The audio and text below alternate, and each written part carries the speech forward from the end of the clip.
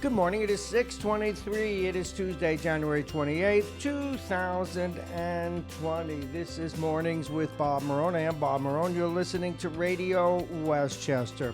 Right now, it's 37 degrees here in New Rochelle, down here in the Sound Shore. No chance of rain today, getting up to 42. It'll be partly sunny and breezy. Again, highs in the low 40s. Let's take a look at our headlines, and then we'll get back to the weather. We have a number of top stories this morning. Here in New Rochelle, a Westchester lawmaker is out of the Public Safety Committee after a push from the police union. Plans for Good Counsel site in White Plains, it has been downsized again. A rock slide shows traffic on the Saw River Parkway in Mount. What is that? Is that like a tongue twister today? Let's try that again. Why not? This is real stuff, you know. A rock slide slows traffic on the Saw River Mill Parkway in Mount Kisco. They should teach that in speech class. A Rochester man is sentenced to fatally shooting an employee outside a Bronx restaurant. And this, a key story, psychiatrist retained by the defense attorney says the Muncie attack suspect is not competent to stand trial. We could have told them that. Trump's defense kind of threw rocks at Biden yesterday. The old trick of blaming the blamers, I guess. Bolton's out of the box now. We know what he said. So the issue again is whether or not the president should be removed from office, not whether or not he did it. That ship has sailed. More on the crash, the fatal crash that involved the death of the great basketball player. All that coming up. But first, let's do the weather. It is 37 degrees, getting up to 42 today, partly sunny and breezy, again with highs, average out about 40. I'm going to sneeze in a moment, so you will not hear that.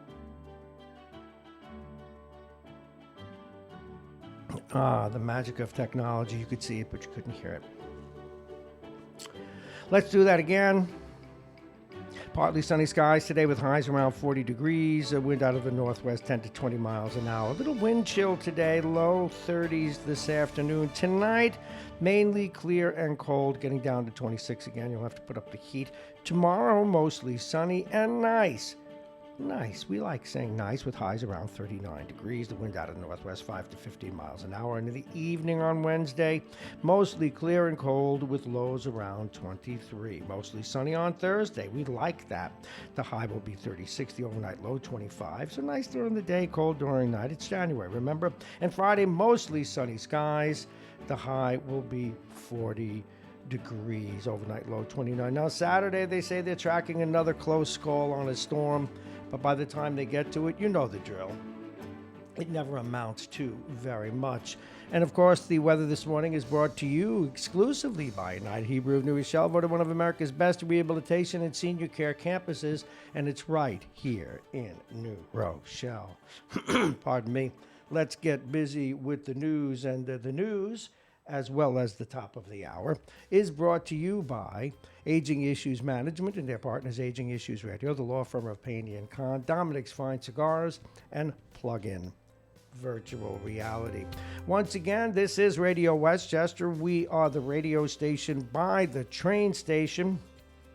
You can watch us, of course, on Instagram, Facebook, Periscope, YouTube. You can go to iTunes now. You'll also be able to get us on Periscope. Primarily for listeners, go to MyTunerRadio.com. That app, you will find Mornings with Bob Marrone, or you'll find RadioWestchester.com. Either way, there are at least 7 or 8 ways to listen and watch Radio Westchester. Let's get down to it. A Westchester County lawmaker from New Rochelle who was criticized by the police union last year isn't happy he has been left off the legislature's Public Safety Committee. The county PBA pushed to remove legislator Damon Marr, who was on our studio just a few days ago, by the way, from the committee last year over perceived anti-police bias. Legislative Chairman Ben Boykin took no action through the end of the session in December, saying when asked by the media, he was reviewing the request. But when Boykin made committee appointments for a new 2-year session, he left Marr off despite a plea from the lawmaker to reconsider. These words from Damon Marr. We'll try and get him on later in the week. He said, I felt that I hadn't done anything wrong, didn't have anything to apologize for. We get into dangerous territory when a union head can dictate who's on a committee that has oversight over the department that his union members are in. It was indeed during a New Rochelle public school meeting in March when Marr questioned a city police sergeant about the Student Resource Officer program. Afterward, the union president sent a letter requesting Marr get reassigned for anti-police bias, but Marr said he was doing his job and simply asking questions. Now, there's no video or audio recording of the interaction. Several attendees supported Marr and categorized his tone as respectful. Police Union President Mike Hagan, however, called it grandstanding and accused the lawmaker of demonizing police in multiple discussions and not just at that one meeting. We'll give Bob Cox a call, who no doubt was at that meeting. Pardon me, for an update from him. It is 6:30. A rock slide slowed down. I love these. This is the tongue twister, but I can do it now. Another ambulance. There's always ambulances here at the police, at the train station. Pardon me. A rock slide slowed down traffic on the Sawmill River Parkway in northern Westchester this morning. That's obviously earlier this morning. Officials say rock slows the right lane of the southbound parkway just south of exit 34 by Route 133 in Mount Kisco. They say it didn't hit any cars, but some vehicles have suffered some damage after running over rocks. Department of Transportation crews were called in to clear the rocks and were able to reopen the parkway about 40 minutes ago. So all's well ends well. A restaurant owner from the Hudson Valley has been sentenced for shooting a man outside of his store in the Bronx. This in News 12 this morning. Prosecutors say 52-year-old Kenton Connerly of Rochester got into a dispute with a worker from his restaurant, Simply Seafood, over a paycheck back in 2017. They say Connolly then pistol whipped Lorenzo Daly, and the gun went off, hitting Daly in the neck. And of course, when taken to the hospital, he was pronounced dead. Connolly has been sentenced to 20 years in prison. And what is really no surprise if you've been following the news, but nonetheless, you may not be aware of this, and this out of News 12 today. A psychiatrist who was retained by the attorney of the alleged Muncie stabber has determined that Grafton Thomas is currently not competent to stand trial. This in News 12 as well today. Thomas is accused of stabbing multiple people during the now well-known Hanukkah celebration attack in Rockland County. The U.S. Attorney's Office now has 2 weeks to respond. Mr. Thomas has pleaded not guilty to multiple state charges, including attempted murder. A new and downsized version of a much-debated plan to turn the former Good Counsel site on North Broadway into apartments and a senior care facility was presented to Common Council on Monday night. That in White Plains and in Aloha today. The updated plans address community concerns over the scale of the project and the height of its buildings, while providing additional senior housing and maintaining the historic properties on the site. This, according to a spokesman for the project developers, WP Development, Jeff Thompson. Moving forward, the developer hopes to build 232 rental units for independent seniors, a 103-unit assisted living facility, 28 townhouses, and 48 workforce apartments. Once again, this up on a hill. A lot of hills in Yonkers. Actually, in White Plains as well, obviously. Oh, where did I go? Okay, we wanted to cover this story. Obviously, it's of much interest to lots of people. Sad story regarding, oh my goodness, I lost my place here. Okay, here we go.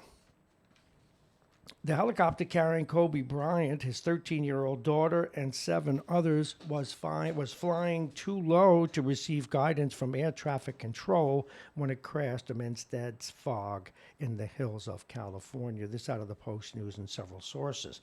Exactly what went wrong remained undetermined yesterday as an army of local, state, and federal investigators descended on Calabasas, but aircraft tracking data and air traffic control audio recordings offered a glimpse of the ill fated flight. We do know that there was some contact. He was, that is the pilot, a very well-reputed and pilot that the basketball player used before, Kobe Bryant used before. Very reliable. He's used that helicopter before as well. Anyway, he got a call from flight control saying Helicopter 72 Echo, you're still too low for the flight following at this time. Now, when he ran into the fog, he requested permission to proceed, but he also was pending asking permission to use, and we talked about this earlier in the week, yesterday, well, actually even a couple of times on the show, that helicopter was equipped with the kind of equipment to fly what are called instrument flight rules, or without being able to see using electronic equipment. But the FAA has to clear that in this particular region. He never asked for that. Before too long, the helicopter was gone off the radar. Anyway, the captain did advise that he was climbing to avoid the cloud layer that he ran into, and that is the last bit of information that they had. In 14 seconds, the helicopter reportedly went from traveling 126 miles per hour to about 2,300 feet to about 176 miles per hour at 1,700 feet, then vanished. The craft struck a steep hillside, killing all 9 aboard, including, of course, Kobe Bryant, his daughter, and the other members of his entourage. Now, again, there were 7 other lives that were on that airplane, along with Kobe Bryant and his 13-year-old, and that's a helicopter, obviously, 13-year-old daughter, Gianna. The victims included Gianna's basketball teammate, Alyssa Altobelli, her baseball coach, dad, John Altobelli, and his wife, Carrie Altobelli. Christina Mauser, a mom of 3 who coached the girls' team alongside Kobe. And as they said, and as they quoted, the cool, calm, and collected helicopter pilot, Aras Obayan. Also, Sarah Chester and daughter, Peyton. And that's all we know right now. That's just such a sad story as we come up now on 6:37. An update now on the virus, or the coronavirus. Nearly half the population of the Chinese city at the heart of the coronavirus outbreak left town before it was put on lockdown. This according to officials. So a lot of people got out of Dodge. And that's going to help spread the virus, unfortunately. Wuhan's mayor, Xiao Zhangwang, said on Sunday that some 5 million people left the city during the Lunar New Year travel rush, raising fears of global pandemic. The flu-like illness has so far killed at least 106 people and infected more than 2,800. The exodus from the city of 11 million took place during the 24 days between December 30th and the first reports of an infection. Now, the United States will evacuate hundreds of Americans from Wuhan, China, the epicenter of the virus. Officials have secured a jet with about 230 seats to evacuate U.S. diplomats and their families, as well as an extremely limited number of private citizens from the city's closed airports. Who do they know? The flight is expected to land in California, but will first stop to refuel in Alaska, where passengers will disembark for health screening, which means if they got the bug, they won't be leaving Alaska anytime soon. That last part mentioned by me, not in the report. As far as the United States is concerned, a total of 110 people in 26 states are now being evaluated for the deadly coronavirus, including 9 here in New York. This according to officials yesterday. Of those, 5 have tested positive for the flu-like illness, including 2 in Southern California and 1 each in Washington State, Arizona, and Chicago. The CDC is continuing to screen passengers arriving in the U.S. from Wuhan, China, where the outbreak originated. It is 6:38. As we continue. Now, another update on that story just then. Hong Kong's leader announced today, because it's obviously been Tuesday for a while out in Asia. This out of News 12 and several other outlets, the Post, the Times. Hong Kong's leader, the Associated Press primarily, I should say. Hong Kong's leader announced Tuesday that all rail links to mainland China will be cut starting Friday as fears grow about the spread of a new virus. Chief Executive Carrie Lam, wearing a green surgical mask, said both the high-speed rail station and the regular train station would be closed. She stopped short of a total closing of the border, but said that flights from the mainland would also be reduced. China's death toll from the new virus, as we said earlier, is at 106. It is 6:39. And, okay, yesterday during the Trump hearings, one of the President Trump's defense lawyers put former Vice President Joe Biden and his son Hunter directly in the crosshairs at the Senate impeachment trial over their dealings in the Ukraine. Pam Bondi, a former Florida Attorney General, focused her presentation on Hunter's lucrative seat on the board of the Ukrainian energy company Burisma Holdings and his father's pressuring Ukraine to fire a top prosecutor. She said when the House managers gave you their presentation, when they submitted their brief, they repeatedly referenced Hunter Biden and Burisma. They spoke to you for over 21 hours, and they referenced Biden or Burisma over 400 times. So we should also comment about that. And they went on to create some doubts about what may have took place for reasons now, changing strategy, if I may, justifying what is now no longer being contended, that the deal, the so-called quid pro quo, if indeed one can call it that, and maybe you can, maybe you can't, but there now is no question that the money was held up in exchange for information on the Bidens. The real question now will become, will the president, even if now it looks like there may be witnesses, including John Bolton and perhaps the president's chief of staff, will that make any difference? And likely not.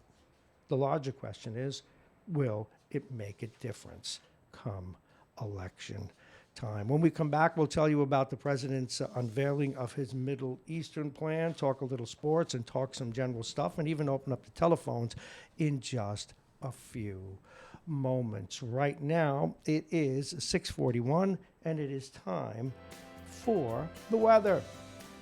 Welcome once again. It is 37 degrees under clear sky. Well, it's overcast right now. Clearer skies later today. 27 degrees. Nope. 37. It's going to get up to 42 today. It'll average out about 40. Remember, the weather is brought to you exclusively by United Hebrew of New Rochelle, voted one of America's best rehabilitation and senior care campuses, and it's right here in New Rochelle. We'll have some chills here in the afternoon as it gets down into the 30s, and it'll get partly sunny as this cloud cover wears off. Now, tonight, mainly clear and cold with lows around 26. Wednesday, and I like the next couple of days, but it's winter weather, folks. It's not spring. Tomorrow, mostly sunny, nice, with highs around 39. In the evening, clear and cold, brisk, 23 degrees. That's tomorrow night. Thursday, sunny again, the high 36, though the overnight low 25. Very nice winter days. Get out the ice skates. It's probably not cold enough for that. Friday, mostly sunny again. The high will be 40. The overnight low will be 29. We teased it before. We should get into it a little bit. The weather forecasters are tracking a close call on a storm. There's a storm we are watching for the weekend, but there is still the chance it misses us completely. So we'll let you know more as we know more. The bottom of the hour is brought to you by the law firm of Payne & Kahn, Aging Issues Management, their partners, Aging Issues Radio, Plug-in Virtual Reality, and Dominic's Fine Cigars. Welcome to the program once again. Number of different things going on. We promised we talk about this Mideast deal. It's still not clear if this is a one-sided deal or not, but certainly among the issues that the president has been working on, and these are things that he's working on whether you like them or not, folks, in earnest. I'm not sure I like the hint of this deal, but that has nothing to do with whether or not the president's working with good intentions. So give him a break on this one, please. This out of the Associated Press. President Donald Trump is set to unveil his administration's much-anticipated Middle East peace plan in the latest American venture to resolve the Israeli-Palestinian conflict. Odds of it taking shape, though, appear long, given the Palestinians' preemptive rejection and Israeli Prime Minister Benjamin Netanyahu's shaky political standing. For both men, the White House summit looks to be a welcome diversion, though. Both of them are under. One is being impeached, the other one's already been indicted. Trump is expected to present the proposal along with Netanyahu at noon today. The event comes the day Trump impeachment trial continues in the Senate. Netanyahu withdrew that request hours before I'm sorry, I skipped a line. It happens. Forgive me, or not. The event comes the day Trump's impeachment trial continues and the day the Israeli parliament had planned a hearing to discuss Netanyahu's request for immunity from his criminal corruption charges. The proposal is expected to be very favorable to Israel, and Netanyahu has hailed it as a chance to make history. The biggest concern that many people have, and again, we don't know. It does call for a two-state solution, though, but it does look like it is a one-sided plan. The Israelis have agreed to it. The other side has not.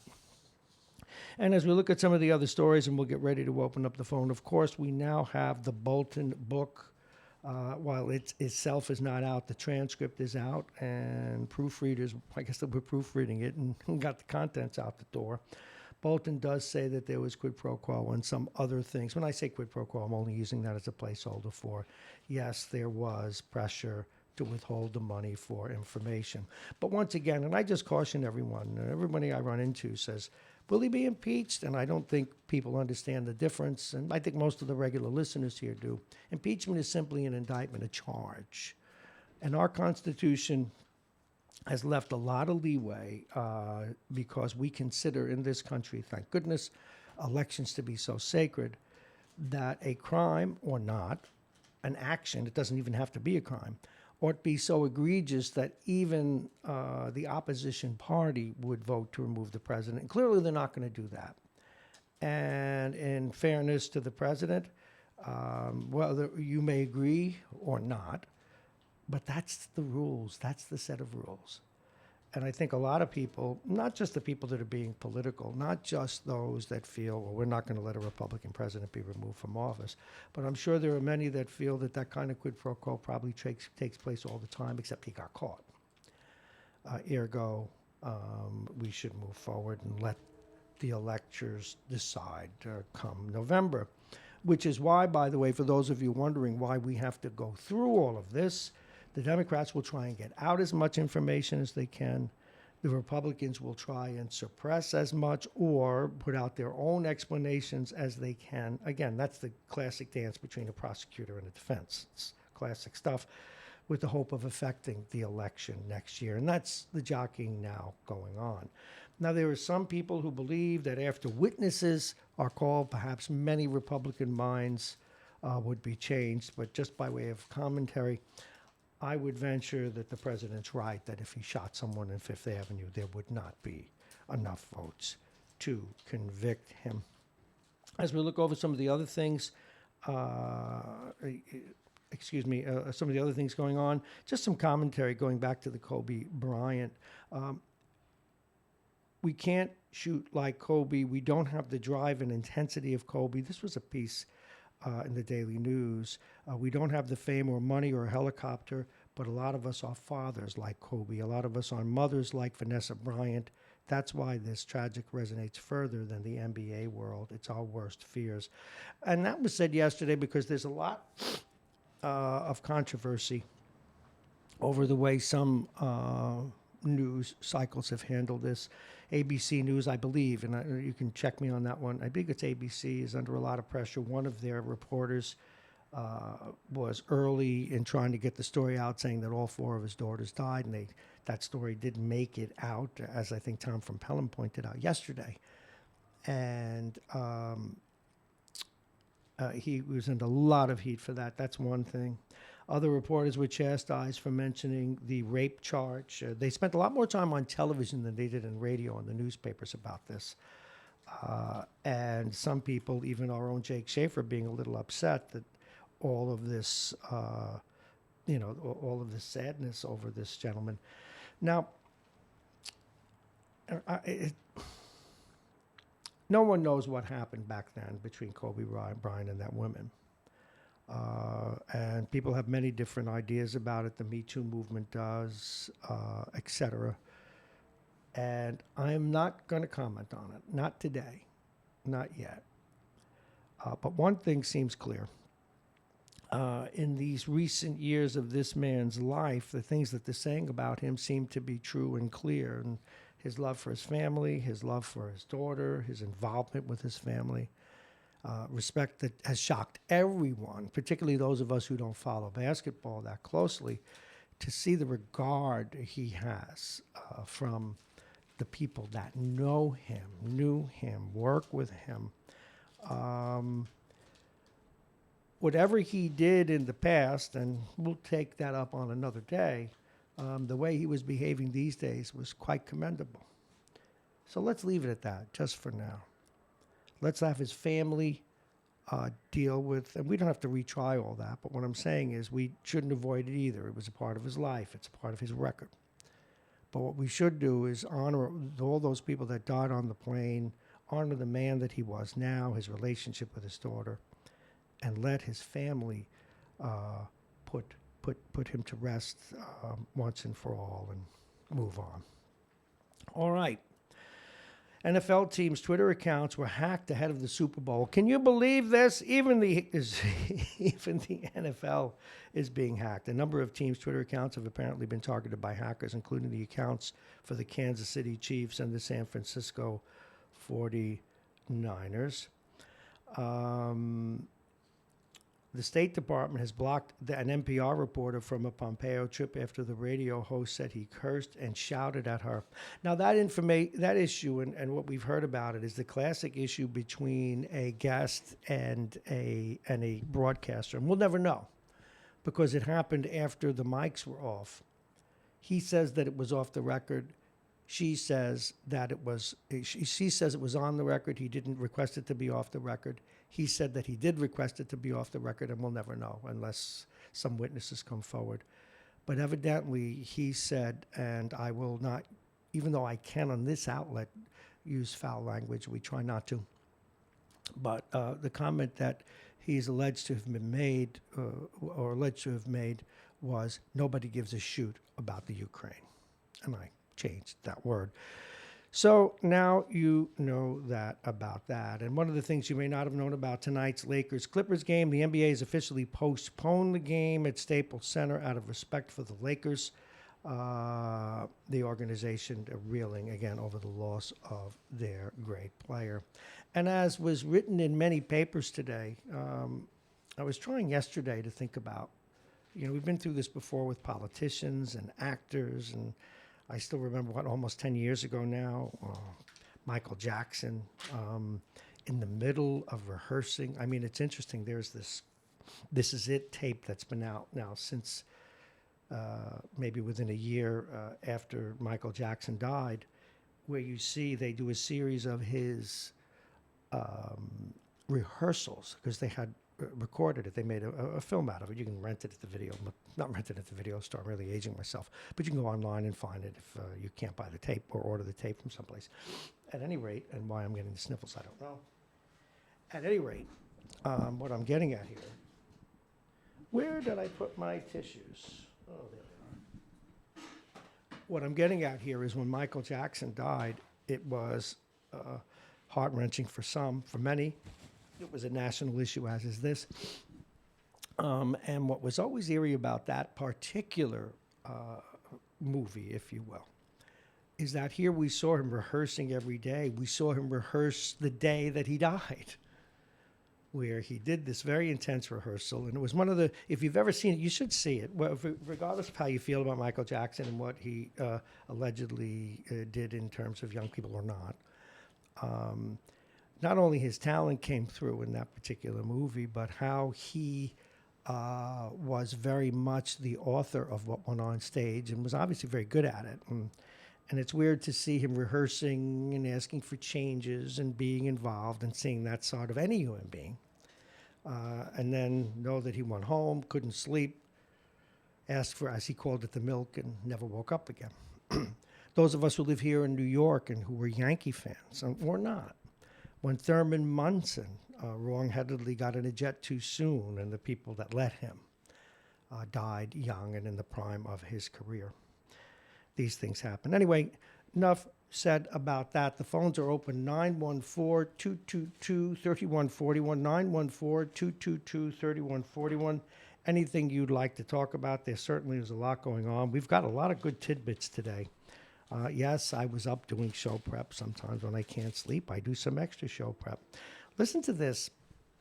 Shows how our politics are getting nutty, but this involves in the week news aggregator. Good week for Vladimir Putin. After radio station KCXL, remember west of the Mississippi they use K's instead of W's, in Kansas City announced it would broadcast 6 hours, get this, of daily content from Radio Sputnik, a Russian state media outlet. Their website boasts of broadcasting, quote, the things that the liberal media won't tell you.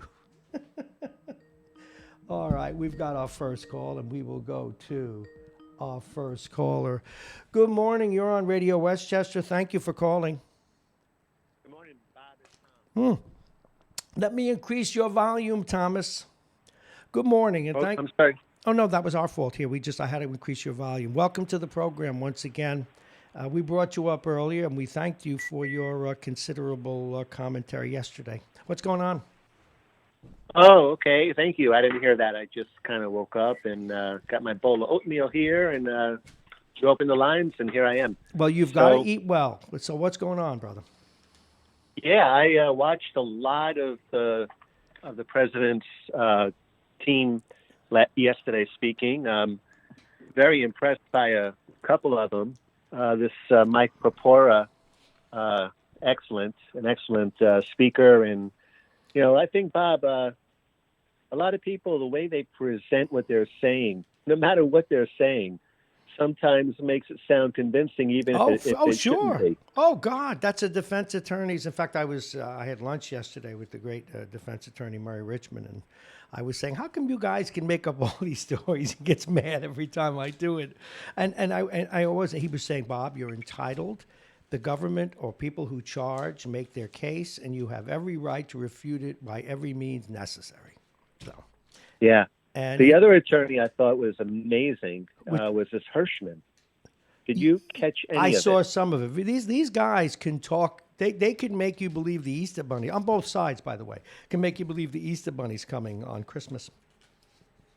Well, what I thought was tremendous about his presentation, the content, one can argue one way or the other. Sure. But whenever he was making a comment about Schiff or Nadler or anybody else, the way he stared at them, he made his comment, he stared at him as if he was sticking the knife in, and then he would just stare at him again as he was twisting it. Yeah, and I was saying, oh, my God, this is just, I've never seen anything like it. And Alan Dershowitz, I know that you don't like him.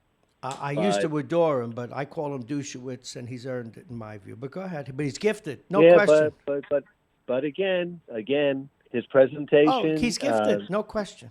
Yeah, and he's an equal opportunity person in that he will go on either side of the fence and help. Yes, he will, depending on who's got the checkbook and who can give him more glamour. Yeah, I wonder how much are these attorneys being paid? That's a good question. But in all fairness, I have to keep my principles here. That's between the president, I would think, and them. But you'd be surprised what people would do at pro bono. Now, you and I could never afford Alan Dershowitz. I mean, I'd make him my lawyer tomorrow. There's my hypocrisy. I bet you they get paid by the hour. But again, some of them will do it pro bono. To be able to say you've represented the president of the United States, you and I do it for free. We wouldn't have to. Oh yeah, to to make your name, to be in the limelight, to write a book, to get a lot of money for writing a However, book. history tells us the Clintons were bankrupt when they left the White House because of his bills, so they obviously do have to pay them. But I don't know how much. That's a good question. I'll see what I can find out. Now, Dershowitz's point was the following. Every president from George Washington down was involved in abuse of power. If abuse of power is a crime, every one of them is guilty of it. Well, that's a great tactic because what it does is it levels the crime, and I think it goes back to this is. And please, I want you to make sure this is my reaction to what you're saying. I think one of the reasons why the founding fathers left it the way they did is I think he's right. I agree with Dershowitz on that, and I think that why they say high crimes and misdemeanors and don't define them is because they wanted it to be political. They wanted it to be so egregious in the perception of all parties, not just the party prosecuting or the party defending, that they want to take them out.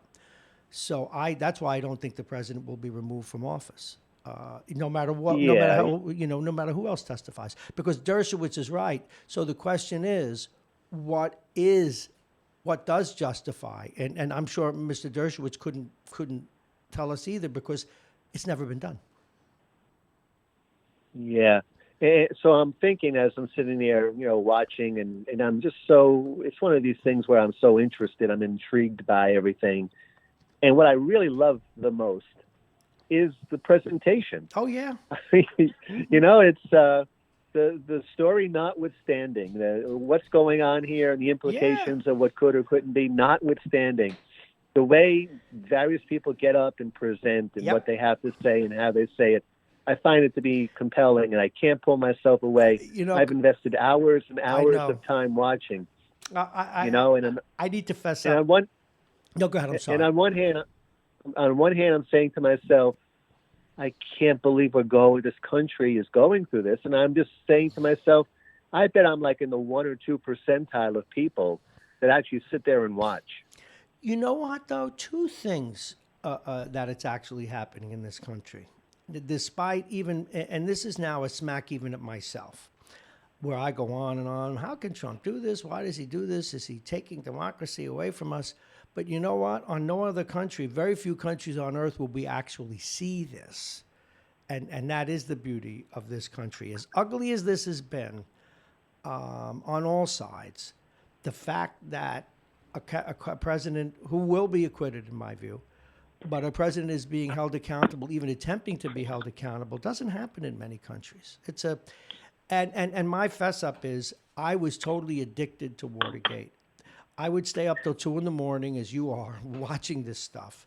And I had a really important job at the time. I couldn't be going to work sleepy. I was in charge of a correspondence unit in Merrill Lynch. And then I would read I would read and again the transcripts in the Times because that's what was done then. And I had like a 3-foot stack in my office. And did you ever, by the way, apropos of this, did you ever see when Anthony Scalia was, before he passed away, have you ever seen him do one of his moot courts on either, you can still go to YouTube and see him. I could listen to him all day talk about the law. What is it called? The what? Moot court. It's how they train lawyers in really big time colleges, and they go to these things called moot court, where they have to discuss cases, and then Anthony Scalia would comment on it. And in fact, any of them. Take a Supreme Court justice you think you don't like, or one you like, or ones that you're indifferent to, and listen to them discuss the law. And it is a beautiful thing if you like language. Beautiful thing. Well, I'm actually very fortunate in that I was invited to Iona College about maybe 8 years ago, 10 years ago, and Antonin Scalia was the speaker. And so I heard him in the flesh live in about the 3rd or 4th row I was, Yep. It was amazing. It was amazing, yeah. Words as food, as intellectual food. I love, and that's why I always loved Dershowitz, although he, it was around the time with O.J. when I realized that he, and I'm a little unkind to him because I admired him so much, but there's no answer for this because his gift is up for sale. And I get that on one hand, but on the other hand, you ought to have some principles too, and maybe defense lawyers can't afford to have them. I don't know. I really don't. But yeah, I don't know. But didn't you have lunch with one yesterday? Isn't Murray a defense attorney? Oh, one of the best in the country, and he defends mobsters. Yeah, he and I talk about it all the time. But one of the things that Mr. Dershowitz would tell you, and he'd be right, and he would tell you is that everyone's entitled to a defense. And once you get hired, you owe that person in our system. You owe that person your best effort. Yeah, I love Murray. Murray's a guy of great depth and great. What's the right word I'm looking for? He's a Renaissance guy. He's very well read. But the problem with our court system, even like here in the impeachment, is you swim in a lot of gray areas. What's right? What's wrong? But it is fascinating, isn't it? I'm glad to hear you were addicted. The only reason I can't be is with all I do, then I'd never sleep. So I have to just draw a line on the day and say, all right, start again in the morning. But paradoxically, if I wasn't doing this and I didn't get good summaries from news services I buy, I would be up till 2 a.m. again. Yeah, I've driven by your place 4 or 5 times in the last couple of weeks, hoping to see a light on and catch you in and pop in and say hi, but you haven't been there. Well, you know what? You should call, because what I do, and this is a full disclosure, at a certain point in around 1 o'clock, or as I pull the blinds before, I bring the blinds down and I draw the curtain and I turn the outer lights on so that it looks like nobody's here, so I can get paperwork and accounting done. So you should call me. That's the scene I've seen. yeah. No, I'm in here, but but the only time I can't hide it is after it's dark. The light still will show through them. But yeah, I have to do that because it's wonderful. People stop in, but I can't get anything done. So, there's in this business, there's a mountain of work after you're off the air. Much more work than is actually even on the air. So, and I'm not complaining. That's the gig. You have a pen and a pad there? I want to give you my football prediction for Sunday. Oh, yes, of course. I always have a pen and a pad handy. It's what we do. Paper? Kansas City I have as the winner, 38-27. Oh, man. All right. Kansas City, 38-27. Wow. Yeah, there will be. I believe there will be points, and I believe that comparing the two quarterbacks, I just think Mahomes is the more accomplished quarterback right now. I think he's going to be the MVP. Mm-hmm. It's going to be a great game. Have you noticed that some of our pundits are leaning towards the 49ers? I'm with you. I'm leaning towards Kansas City. But I like good quarterbacks. I like the guys that sling it a little bit and make it exciting. Mahomes. Plus, I saw Mahomes. I think I said this on the air before. He did an interview when he was still in college, and I said, "What a nice, bright young kid." And I remember. You know what it is, Pat? I'm sorry. No. You're the caller. He's a personable guy. Yeah, he's a personable guy. I think Kansas City just has more team speed, and defense is one thing, but if you can't catch him to make the play, you're not going to catch him.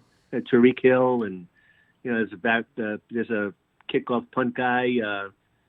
Peterman or Pedersen or something like that. The team speed is tremendous. So San Francisco does have a lot of speed on their side of the ball, on the offensive side of the ball, which is why I think it's going to be an offensive, high-scoring game. Mm-hmm. Yeah, I think so too. At least I hope so, because when I say we, I don't think Kansas City can win without a high-scoring game, because I think they're going to give up some points. If I may just switch gears, our favorite sport, at least New York-wise, returns. Well, the Devils won last night, returns this weekend, and it'll be a welcome addition to my day. I was surprised. I didn't realize that. I heard the score this morning on New Jersey, and I thought that they were off for a few more days. No, not everybody. For the Rangers and the Islanders, they're a pretty good union now. They, in addition to the All-Star break, teams get what's called a bye week, and the Rangers and the Islanders, depending on your point of view, were either lucky or unlucky enough to have the two combined. So they're on their bye week after the All-Star game. Oh, I see. Okay, that makes sense. So, you like that? You like that they have a bye week? No, but that's very selfish. It's probably good for them, but no, I think in pro sports, people are paying to see you every other day, every third day. But it's totally selfish. I mean, I'm sure it's better for the game and better for their health, especially if they make the playoffs. That the playoffs are much rougher, as you know. The rules change, the grind every single other day they play. But no, I don't think that a pro sport should do that. I think, again, you're talking about New York City, so people are still going to go to the games, but I don't think you break that momentum. But that's just me. Selfish. Yeah. I could see it both ways, so. Yeah, me too. mean, But I'm telling you Yeah. how I feel about it because I'm selfish, but I actually don't blame Yeah. them. I think I can't believe it, but I still think the Rangers want to continue with the rebuild, even though I think they have enough of a nucleus to gel right now. They may well send Kreider on his way for more young people. Interesting. Kreider would be a player that I would embrace having on my team, though I tend to dislike him. He's my least favorite, but you always dislike the one that you like, right? Listen, internally, when Vince comes on a little later, he hates Kreider for the time he slept. He banged into Price and hurt him in the playoffs about 5 years ago. Yeah. My dream, it's like for laughs, I have this sick side to me. I had a lot of my closest friends hated Hillary Clinton. So I used to have this dream that she was elected president just to torture them. Well, I have this dream that Kreider gets traded to the Canadians. Mm-hmm. But you know what they'll learn? What we Ranger fans know. Kreider's on a roll right now, and he's good to have on your team. But some nights he doesn't show up. He's like a baseball pitcher, He plays every 4 days. I'd love him on a wing with Barzal because Kreider's got a lot of speed, right? He's got a lot of speed, and he does get in the corner and dig. Yep. So I like him. And he goes in front of the net. Another thing Islanders, separators hate doing is going in front of the net. So I'd like him on my team. Yeah, but no. I don't know who I'd have to give up to get him. Have you ever seen the video of him? And now just imagine this. The last time you were in a pool, he's so strong. His legs are so strong that he can jump out of a pool without holding on. How far into the water? How far is his head into the body into the water? I can jump out of the pool too, as long as the water is not above my ankle. Yeah, I could jump out of the pool if I'm on a platform. I mean, at my height, I need to use a rope to get up near the pool anyway. That like up to his waist. Waist to height. Yeah, some of these guys are in sick shape. Have you seen that one commercial with my grandson? He hates the great Pittsburgh player. What's his face? Sidney Crosby. Have you seen the commercial with him working out? You don't think of it, but these guy's got a body like Adonis. These guys. Sidney Crosby? Yeah, these guys are different athletes today. Have you ever? Yeah. You want to see a guy with a with a sick body? He was on YouTube forever. Marty St. Louis, 5'7", 185 pounds. He has legs like tree trunks. These guys worked out right here in Connecticut, by the way, with a radio colleague of mine. Very interesting. Anyway, Bob, I was in one thing on that. I was in the gym. I was in the gym yesterday, and I was on one of the stationary bikes riding, and there's an area like an open area at the gym where I work out, Equinox and the Marrone, and there was a guy working out with a jump rope, and he was jumping for 4, 5, 6 minutes at a time, with the rope going all different directions and his feet different, and then he would take a break for maybe 30 seconds and then go right back at it. He did it for like a half hour. Oh no, that's not nuts. No, I was amazed. It's cardio. The cardio I can ability. still skate and shoot the puck a little bit, but let me tell you, if I did that, it would be fire department would be there in a few minutes. Other people would get hurt. I would probably demail myself. The rope would be tied around my neck, my privates, my ankle. I'd be dead. Yeah. Oh God. Hey, listen, thank you very much for the call. A real pleasure. Thank you, Bye, sir. Bob. Have a great day. Right, bye-bye. That is Tom from Pelham, and the phones remain open for a little bit. This is Radio Westchester. I'm Bob Marrone.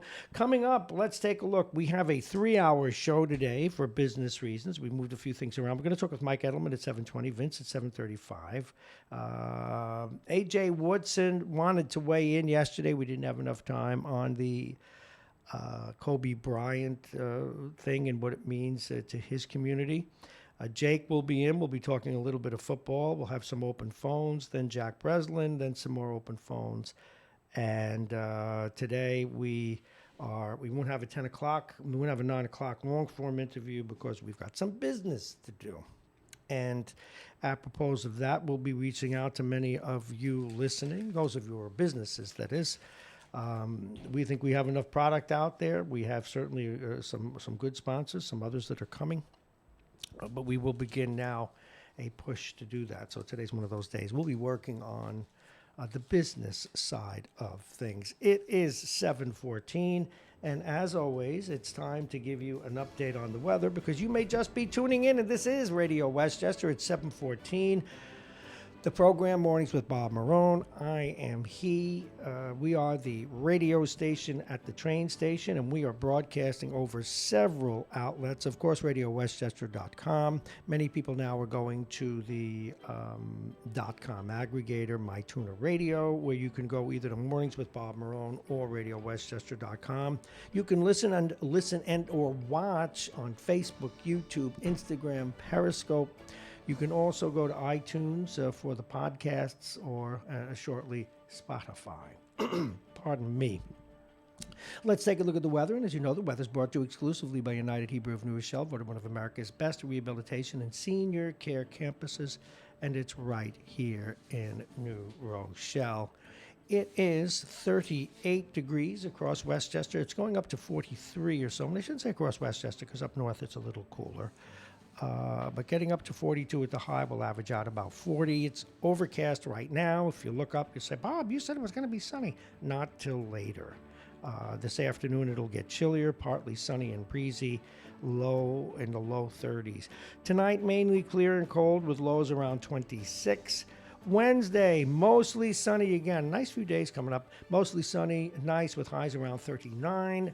Wind out of the northwest 5 to 50 miles an hour, but Wednesday night it gets cold again, down to 23. That's the way it is this time of year. Thursday, mostly sunny, the high 36, overnight low 25. Again, almost a ditto of Wednesday. Friday, same thing. The high around 40, the overnight low 29 degrees. Now, believe it or not, they're looking at a storm on Saturday that may or may not hit us. We'll defer that, but a lot of you are wondering, Bob, what about the Super Bowl? Mostly cloudy with a chance of a few rain or snow showers. That's here, depending on where you're going. If we were to see the more significant storm this weekend, we would see the snow showers. Otherwise, don't worry about it. That's pretty much the weather this top of the hour. And we'll be talking with Mike Edelman shortly. It's brought to you by Aging Issues Management, the law firm of Payne & Kahn, Dominic's Fine Cigars, Plug-in Virtual Reality, and the United Hebrew of New Rochelle, the top-rated campus of senior care. Visit uhgc.com. And as we head into the 7 o'clock hour, a couple of other things. Now, this is really strange. A deaf man is suing Pornhub. Yeah, I know. This isn't about pornography. It's about why he's suing them. Because some of their videos lack subtitles.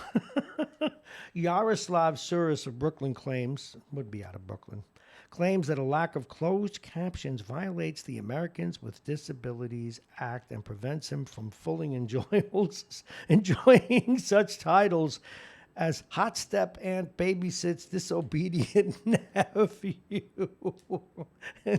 I'm sorry. But Pornhub responded that we do have a closed captions category. Okay, I didn't know that. Okay. Now listen to this. This is how bad the housing crisis is in San Francisco. And I have to keep my sound cue on here. A proposed housing development in San Francisco would include tiny underground sleeping pods that would rent for $1,350 a month. The subterranean windowless pods would only be slightly larger than a king-sized mattress, but could appeal to young workers who can't afford the sky-high rents of above-ground San Francisco. My. Okay. Bad week for the New York Times, which was widely mocked on both the left and right for an editorial endorsing both or either Elizabeth Warren and Amy Klobuchar. for Democratic presidential nominations. An endorsement, explained editorial board member Marrone, isn't about supporting a candidate necessarily. That's the New York Times. My goodness. We threw them under the bus, too. I think just about everybody did. Where's another one? Oh, yes. This is down in Florida, and how apropos, because we'll be talking with who Anthony affectionately or not likes to call triple bogey, Mike Edelman, in a little bit. After temperatures dropped into the low 40s, left stunned Florida iguanas dropping from trees. Iguana meat, often called chicken of the trees. I didn't know that. Immediately showed up on Facebook on the marketplace. God, I didn't know any of that. All righty. Let's throw the Justice Department under the... No, we've got to wait for our caller. We won't do that. We've got all kinds of fun and different things, different stories to share with you as we move through the day. But we're going to get ready for our guest, and I see he's calling in even as we speak. He is, of course, the aforementioned Mike Edelman, political analyst out of Florida these days. Please welcome me, or join me in welcoming Mike Edelman. Good morning, Michael. Hi there, Bob. How are you? Pretty good, all things considered. An interesting day. Feel sad about what happened, as everybody else does, out in California with that helicopter wreck. Yeah. Terrible. Yeah, just terrible. God bless all 9 folks. And, you never know walking out the door in the morning if you're going to come back in. It's just one of the realities of life. And as we get older, we think of that more often. No kidding. Yeah. You go to bed at night and wonder if you'll see the morning. Obviously, the Republicans took their shots yesterday and, brought the Biden thing up. But finally, the tune has to change because of John Bolton. And this is where the president gets himself in trouble, because many even callers to the radio station will say, they didn't prove it, no firsthand. And I said, come on, he did it. But it doesn't. Well, here's the thing, Bob. Everybody knows he did it. But the Republicans are saying it was never proven because it was all secondhand, thirdhand. Right. Now we have somebody in the room. Right. And the person in the room is John Bolton, and there will be 4 or 5 Republican senators who will not allow themselves historically to be embarrassed. They want to hear what John Bolton has to say. And what John Bolton has to say is devastating. What is he going to say beyond what we know? Well, what we he's going to say. Well, he's going to. First of all, the book's got a lot of stuff in it not related to, the Zelensky call. But on the withholding of the aid, he's simply going to testify that Trump said he wanted that aid withheld until Zelensky investigated the Bidens. And let's talk about Joe Biden just for a second, because the Wall Street Journal, which is a Murdoch-owned publication, totally debunked the notion that Viktor Shokin, the Ukrainian prosecutor, was investigating Burisma and Biden at the time he was removed. He was not. And that was one of the reasons he was removed, because he stopped investigating a guy by the name of Zolkletsky, who was the head of Burisma. Mm-hmm. He was removed because he was corrupt. Not only did Joe Biden put in effect U.S. policy in that regard, but the EU, the IMF, our European allies, Angela Merkel, all wanted Shulkin gone because the man was corrupt. And this is the guy that's given Giuliani the information because he wants to get back at, guess who? Joe Biden. And Trump, unfortunately, is listening to this nonsense. Well, I kind of know and understand and agree with everything you just said, except, this isn't to say I disagree, except that they're still going to vote to acquit him. Oh, absolutely. I've never said he's going to be. Matter of fact, I prefer he not be removed. Mm-hmm. How do you like that? I don't think he should be removed. I think the Republicans should vote not to remove him and tell the nation by that vote that it doesn't make a difference what a president does, how a president abuses power, how he acts in his own self-interest. And by the way, another snippet from that book was that Bolton told both Barr and other people in the administration that he was concerned that Trump was doing favors for autocrats while he was president, yeah, I saw in that. order to advance his own business interests in Turkey and in China. Again, and this is the real question, and I'm going to have to ask you to suspend your disbelief for Yes. a moment. Why won't Republicans, given all this, and I'm not talking about the fact that he that it's arguable whether or not he should be removed over the Ukrainian thing, but all these other things that we know and that come out. Do Republicans not care? I mean, will they look back on this one day and say, "Oh goodness, what did I do?" I think some of them will and some of them won't. You know, I read a very interesting essay about how in 2016, 17, going up to now, we are far more polarized in the country than we've ever been because Republican senators represent states, basically 95%, 98%, that Republicans win in general elections. And the contrary is true, too. Democrats have senators from blue states. But that's never been the case in the country. You know, they've elected a Republican president, but they have a Democratic senator. You recall we had Jake Javits in New York. But you know what? You know, there was a mix and match kind of thing. They kind of elected the most qualified person to be their senator. That's not the case now. Now they vote along party lines depending on what state you come from. So we've got blue and red states. I suspect the red state senators are probably never going to look back. They're probably never going to regret what they did because it's tribalism. But there will be 10, 15 people in the United States Senate who will regret supporting this president because we've only seen the tip of the iceberg with regard to his malfeasance. We've only seen the very tip. When the books start coming out, Bolton and others, you're going to learn the extent of corruption and non-swamp draining that this guy has been doing. And that audio of him firing Yovanovitch tells the whole story. He is totally involved with his donors. I don't doubt that he's in conversations from Mar-a-Lago telling his donors who are playing the market with billions of dollars what his next foreign policy move is so they can make money on it.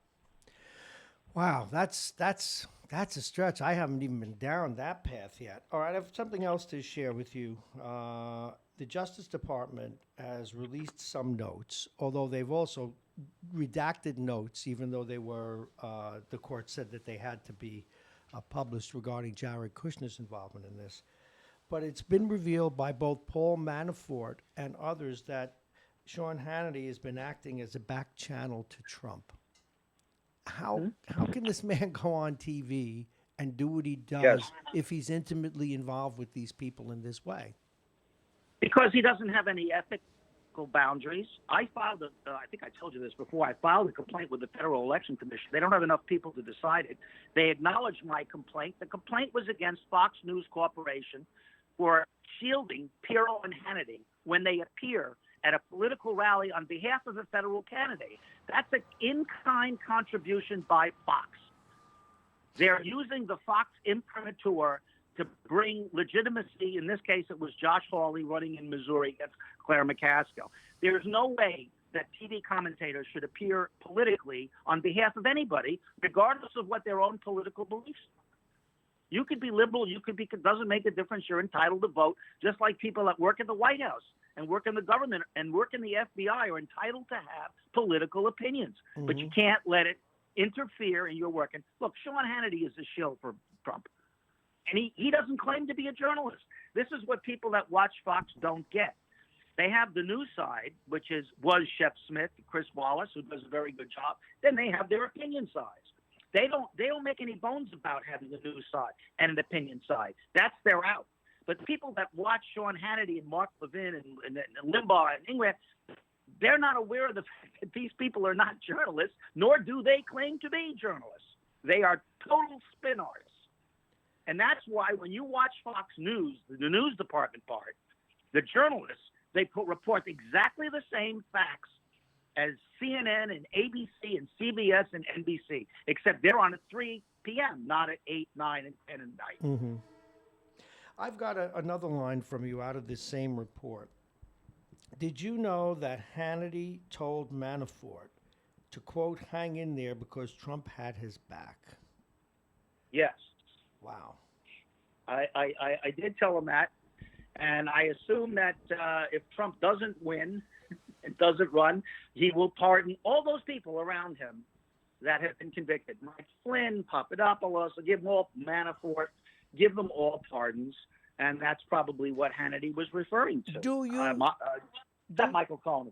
Do you think that the Justice Department is compromised? Because the larger part of this issue, Justice Department ignored a court order and failed to release memos about Jared Kushner, President Trump's son-in-law and senior advisor, last week. Yes. October, a judge granted a Freedom of Information Act request by CNN requiring that a batch of interview notes from Robert Mueller's team be made public each month. Mm-hmm. And everything regarding Kushner was not.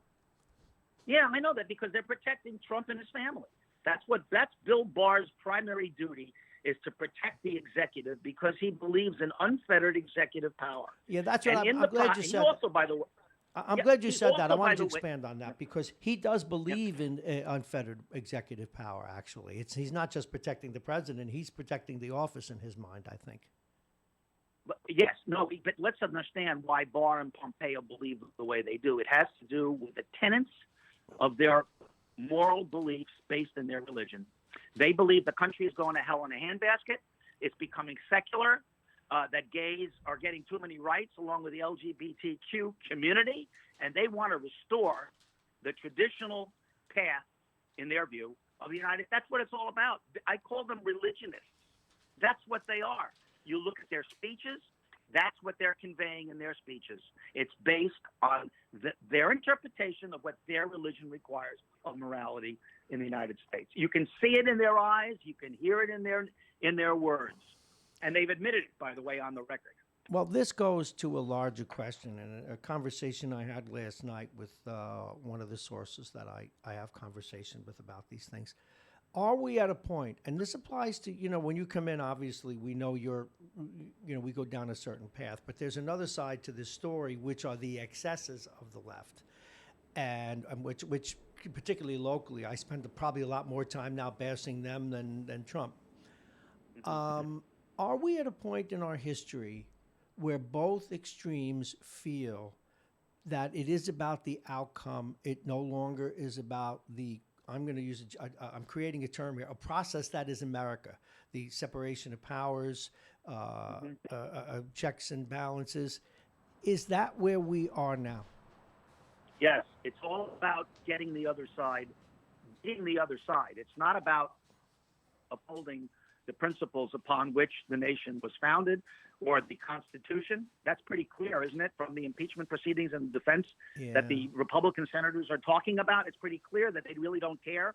They're emasculating the independence of the United States Senate. The Senate used to be an independent body. Barry Goldwater, during the Nixon impeachment, was a right-wing conservative, by the way, whom I supported in 1964.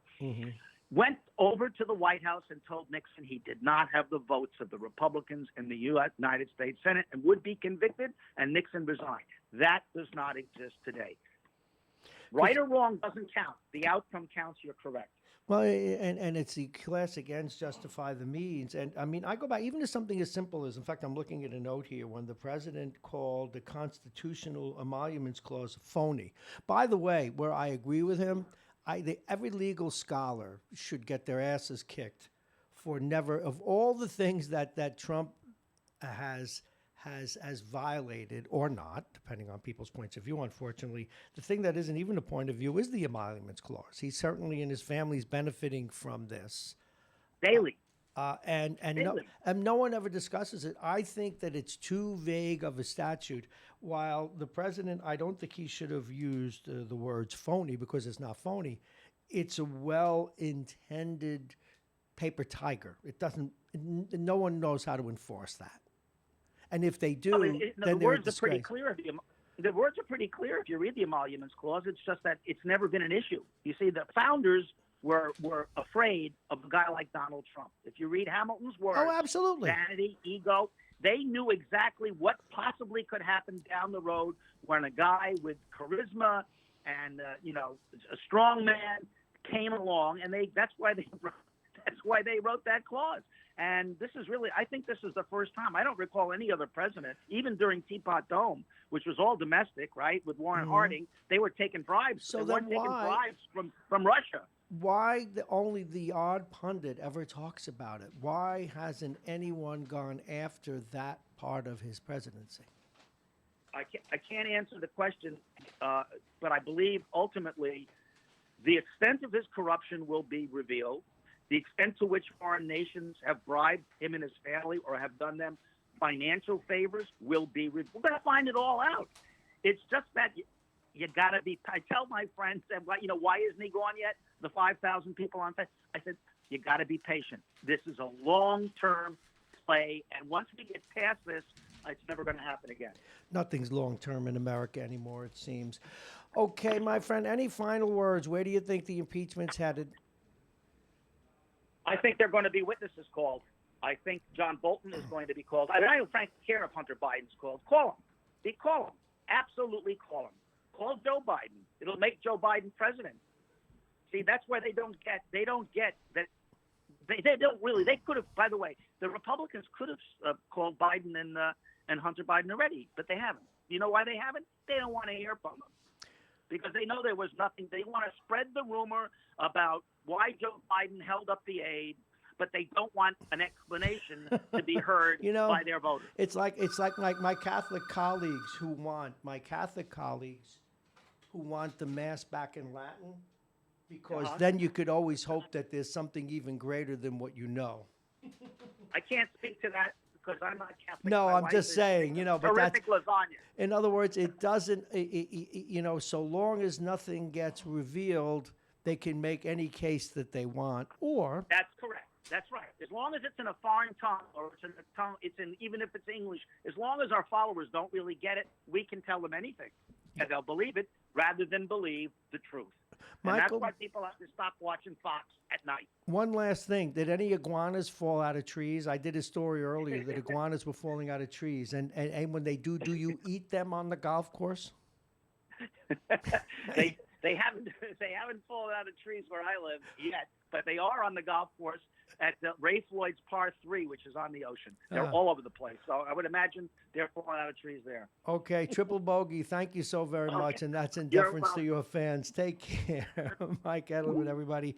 It's 7:35, and standing by is Vince Russo, but let me just do a recheck. It's still 36 degrees. We're going to get up to the low 40s. Today it's overcast. Now we will have some sunshine. And our next guest, we talked to him about a number of things. Of course, the impeachment, of course, the events out in California and that helicopter and any number of different things. He's been around. Please welcome Vince Russo. Good morning, Vince. Good morning, Bob. Do you see the way this works now a little better, the way we had you call?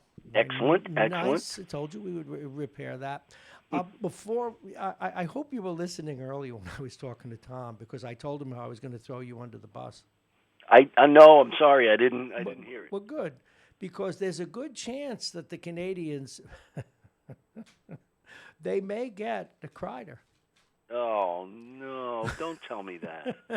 No, as well as he's playing right now, the Rangers are still, unless they win a lot of games in the next couple of weeks, by the February 22nd deadline, they're going to put him up for sale. And I just see there's this evil part of me. I want to watch you squirm. I want to hear you moan and cry.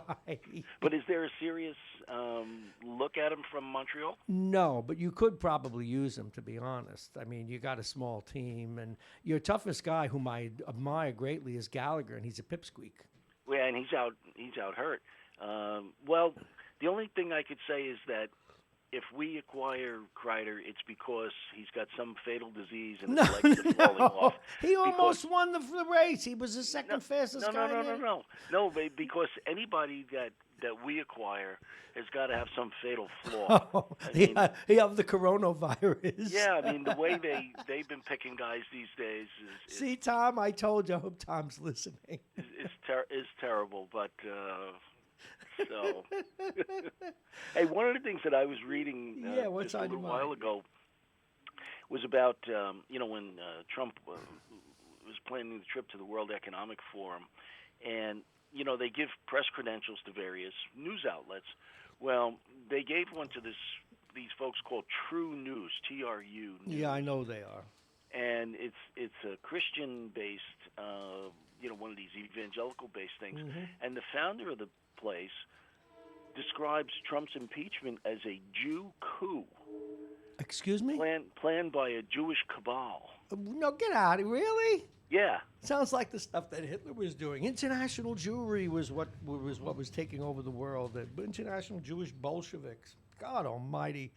Well, yeah, but you know what? They're in league, though, most of the evangelicals, with the whole notion of giving Israel back all of the lands that were prescribed in the Bible, so that then there will be the second coming. But then when the second coming comes, you know the rest of the story, right? And Jewish folks should be very careful about getting in league with these people, because the rest of the story is Jews that don't convert don't go to heaven. Did I tell you about the business I wanted to open up when we get to that? When we get to the end times? If the What, a shuttle service or something? No, what I want to do now is sell pet insurance. Oh, right. So your pet goes along with you? No, I'll take care of the pet, because I'm certainly not going to be called up. No, because remember now, the way they believe is you're going to be sucked right out of your clothes, and not in the way you would prefer. And you're gonna, look out now. And you're gonna go straight up to heaven, but your poor pet's gonna be here. So what I want to do but is everybody's gonna die. No, not right away. You got to live in this rather miserable existence when they're up there with 72 raisins or whatever it is. So, but what I want to do is sell insurance. Don't worry, I'll take care of your cat, your dog. Mow the lawn, talk about a sucker born every day. Yeah. I know I'm being hard on, but the evangelicals just go too far with some of this Yahoo stuff. I mean, what are you going to do? I mean, they believe that. That's not unfair to paint everybody with the same brush, but a large number of evangelical Christians who support the president believe that he was sent by God to do these things. Yeah, I know. Oh, boy. So, if God was going to do that, why wouldn't he take a shot at polio which I guess he already did. But you've got all these wonderful other diseases that he's up there working on. Why doesn't he stop? Just, I don't know. No. See, I've always wanted his ability to smite. You know what I mean? Like, I'm looking at Jake right now. He just came in with his Syracuse hat. I smite you, Jake. I smite you. And he liked it. What is that? I kissed a girl and I smited you and I liked it. All right. What else was on your mind? And then I had some stuff for you. Nothing too much. Okay. Did you see Bolton has come out of the box now? He says, "Oh yeah, there was a quid pro quo," and he's ready to swear to it, and he put it in a book. Very interesting. And Mitt Romney was on TV the other night, and he was saying, "Hey, we need to call this guy. We need to get him in front of us and hear what he's got to say." As Mike said, though, it's just going to be the same old, same old. They're going to. Even if they do hear the witnesses, they're not going to vote to convict them.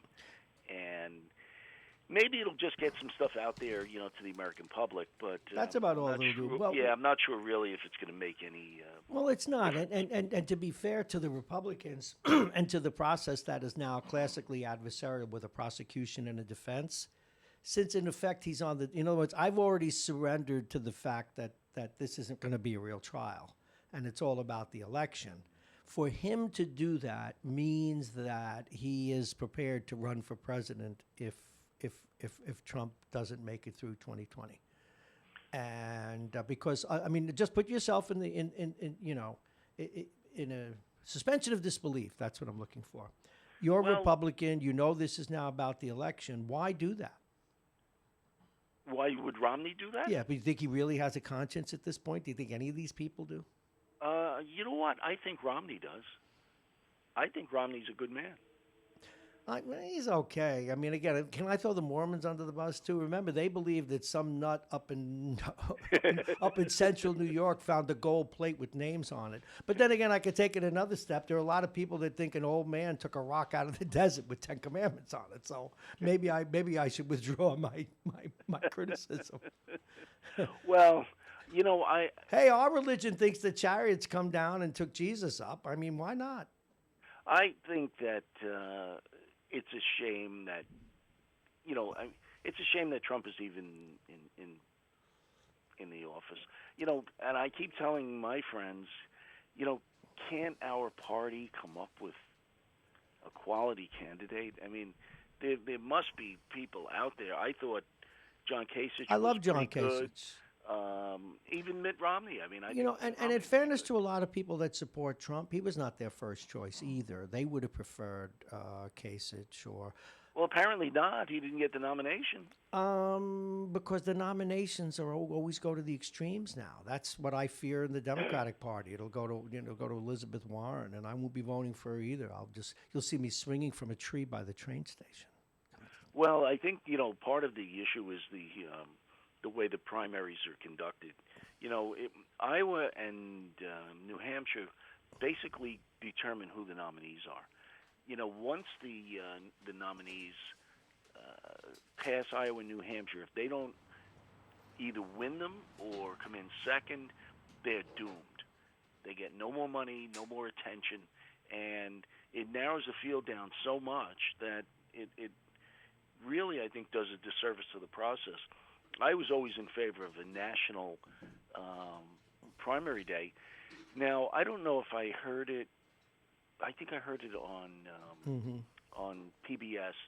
One commentator argued that if you have a national primary day, it's harder for kind of up-and-coming people like Barack Obama to get the nomination because the more popular and the more well-known people like Hillary Clinton would probably have won the primary on a national primary day.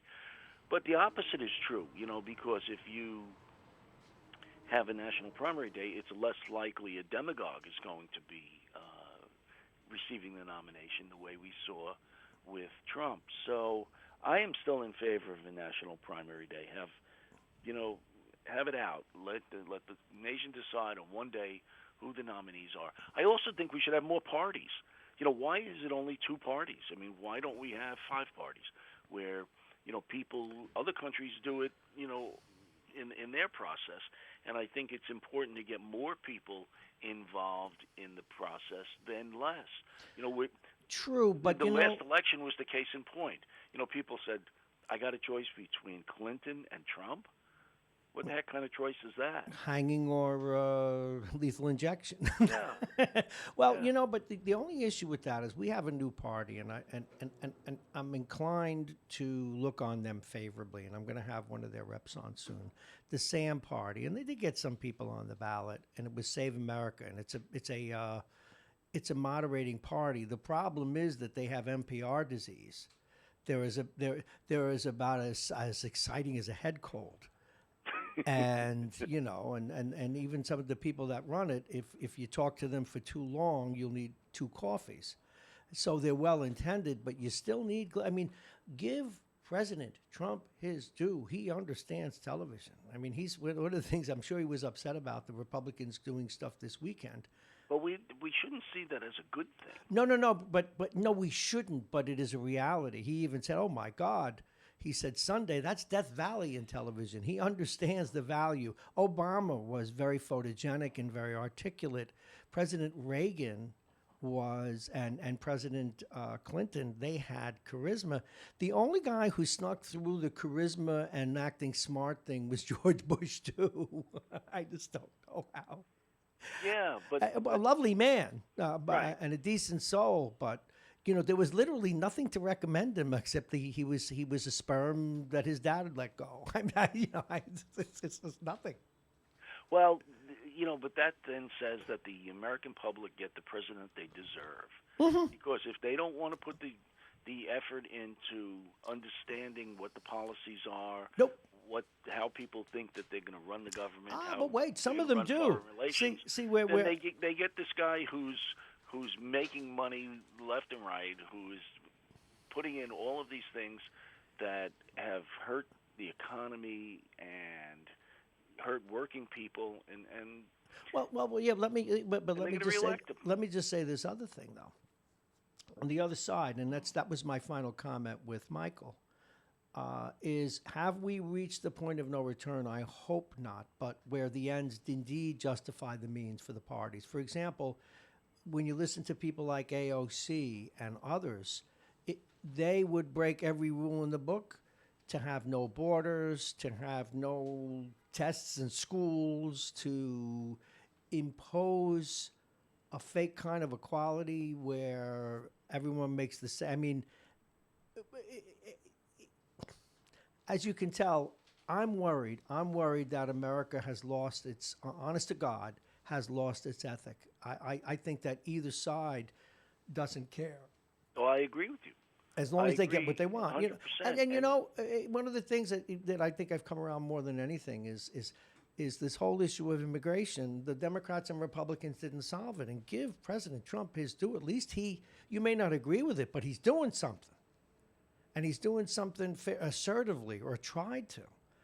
And people, I subscribe to this theory, Vince, that there a lot of things don't have words or language yet. You know, communication, verbal communication has gaps. But what the people are saying is they don't like the way the country's working. They don't like how ineffective it is. In fact, they don't like America, and they don't know it because they think America is their point of view. America is a process, and it's a process based on principles. When America loses its principles, it's not America anymore. But most people don't get that. Well, that's exactly what's happening, because both sides have said these are what our beliefs are, and anybody who doesn't agree with them is un-American, is disloyal, is use whatever language that they choose. And the whole concept of compromise, the whole concept of doing things in a way that doing things in a way where people understand that they're never going to get everything that their point of view would like, but it benefits the country. You know, you look at this immigration stuff. I mean, yeah, Trump is doing stuff, but I think he's doing crazy stuff. And the left side of the aisle, of course, just as you said, is advocating even crazier stuff. Mm-hmm. I mean, this AOC woman is always saying, have no borders, don't, let everybody. I mean, that's crazy. You hear both say, we need comprehensive immigration reform. Okay, what is it? Give us the principles and the policies that you would put forth. Hey, are you still waiting for Trump care? Yeah, right. That's the other thing. Repeal and replace.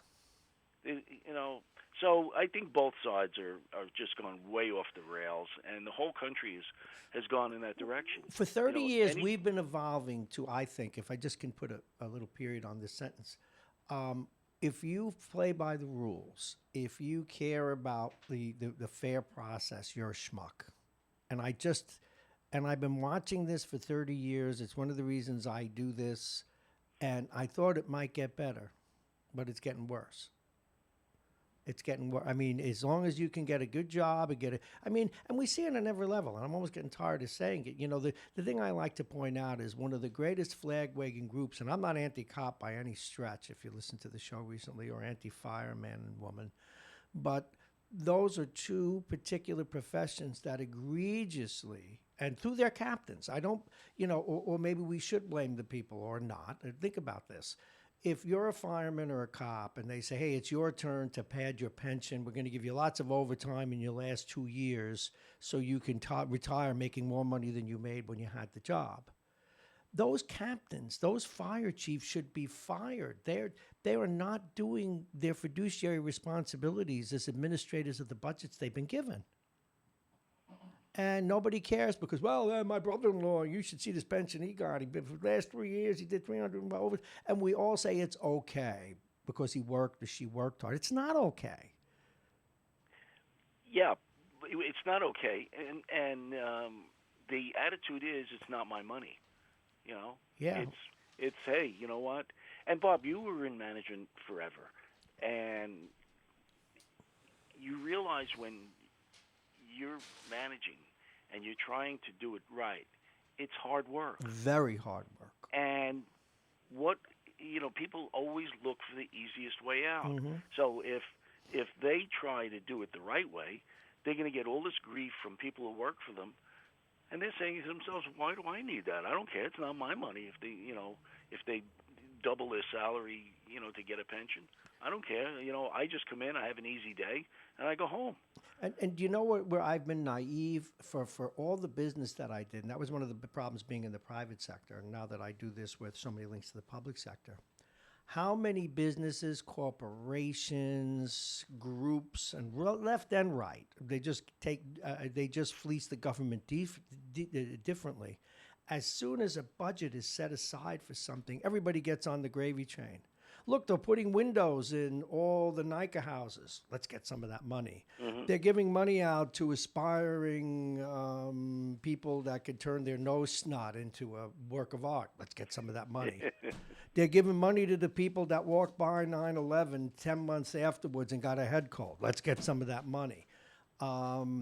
Way too many people, and this is what conservatives have been on the money a lot longer than I have, where the government is this big pot roast that everybody wants a piece of, rather than using it for what it's for. And I tell you, on the left, if I have to cover one more story where some guy or a senator or Congress, well, usually it's at the lower level, like senator or assemblyman, if one more of these people on the left starts some nursing home or some other charity where most of the money was made by his family running it, yeah, I'm going to shoot myself. Yeah. Yeah, it's terrible, and you know it's all about politics, you know, because the people doling out the money are trying to curry favor with the groups that are receiving the money. They don't care about, you know, whether it benefits things or not, and they don't care if, you know, money ends up in somebody's pocket as opposed to whatever the cause is. They say, well, if I give money to this endeavor, this X group will support me, and everybody, everybody forgot that what the system is really intended to do, because everybody figured the workaround. I know this sounds incredibly negative, and it's not intended to be. I'm just trying to put a light on things that need fixing in our country, because a lot of people are asking, why is the left systematically trying to destroy our schools? At least Carranza is, although now the federal government's looking into him, thank God. Why is Trump doing the things that he's doing? And it's all about the ends justify the means. Nobody cares anymore. But the means is what America's about. It absolutely is about the means. And I don't, I don't know. I think part of it is that again, similar to what I was saying before, solving problems is hard work, and it takes a long time. So the people in charge don't want to do the hard work. They don't want to take the hits for tough decisions, having to tell people that, no, you can't have what you want right away. And the American public has no attention span and no patience.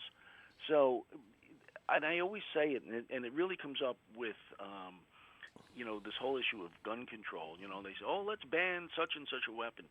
Well, it's because people want easy solutions. Well, of course. Very complex problems. Although, and they don't want to hear that the problems are complex. They don't want to hear the fact that violence is a result of a myriad of social issues. They don't want to hear that. Although, I just present something about that? You know, you and I have talked about that Virginia march. Do you know what doesn't help their case? And this is packaging. Why did so many people show up in fatigues like they were ready to fight a war, even though it was a peaceful demo? Why did they do that? I don't know. What is in there? It's like I told you, I went and took the NRA course so that I could be an honest broker about how well it was run and how I learned to shoot a gun. And as you know, I support the Second Amendment and I support responsible gun ownership. And it shouldn't have a say. Again, process matters. But just as I'm leaving and I'm ready to write a piece and go on the radio the next day and praise the NRA and the people that were at this, then all the regulars showed up, or at least the regular loonies. They showed up in SUVs painted in black. They showed up with they had little 8-year-olds with gun belts on, and it just was unsavory. And that's all, you know, I can't say anything more about it because nobody was breaking the law, but it was weird. It was weird. There's a slice of America that's just downright weird. Well, you know, I think that the results of the march should override the Oh, absolutely. Appearance. Absolutely. Because they don't. There was no violence at all. No. And that was again this AOC woman was comparing it to Baltimore when they were protesting yeah, she's nuts. She's nuts. One of these guys being shot, and Baltimore, they had to call out the National Guard. They were putting things on fire. Yeah, but some cars, of them were. Yeah, but some of them were stores. really good people. What? Good at looting stores? I mean, what are they doing? Oh, no, I'm talking about Charlottesville. I'm sorry, you said Baltimore. Yes. No, I thought you were talking about Charlottesville. So. Look, both sides. Although you made my point for me. Some of them were really good people looting those stores. Hey, let me ask you something. As someone who supports the Second Amendment and understands these things, what were the particular components of what that state wanted to do that they felt that they took umbrage with? I haven't followed it. Well, tomorrow, do me a favor, do a little homework, because I've got some stuff on it. But you're very fair-minded about this, and frankly, your articulations have formed a lot of my own opinions about some of this stuff. I think it's probably some of the basic stuff: banning assault weapons, magazine capacity. I think that the hallmark of it was universal background checks, whatever that means. But anyway, do a little bit of homework, either tomorrow or the next couple of days. See if you can comment on it during your hit. Okay? Okay, I'll do that. Vince, thank you very much, and I will talk with you soon. Vince Russo, everyone, Thanks, it is Bob. time for us to go to one of our favorite people. We invite Jake to the chair of honor, and we unveil the cameras so that you can see his handsome face. We talked to his brother yesterday, who didn't reveal enough family secrets. Did he call you later and apologize for outing you? Super Bowl. By the way, we already got a bet earlier today, but I just got to do a reset here. Dum dum dum dum dum dum dum dum dum dum dum dum dum dum dum dum dum. It is 8 o'clock.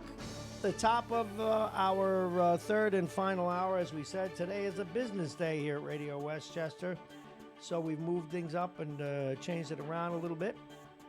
But let us first share the weather with you. And the weather is brought to you exclusively by United Hebrew of New Rochelle, voted one of America's best rehabilitation and senior care campuses, and it's right here in New Rochelle. Visit uhgc.com.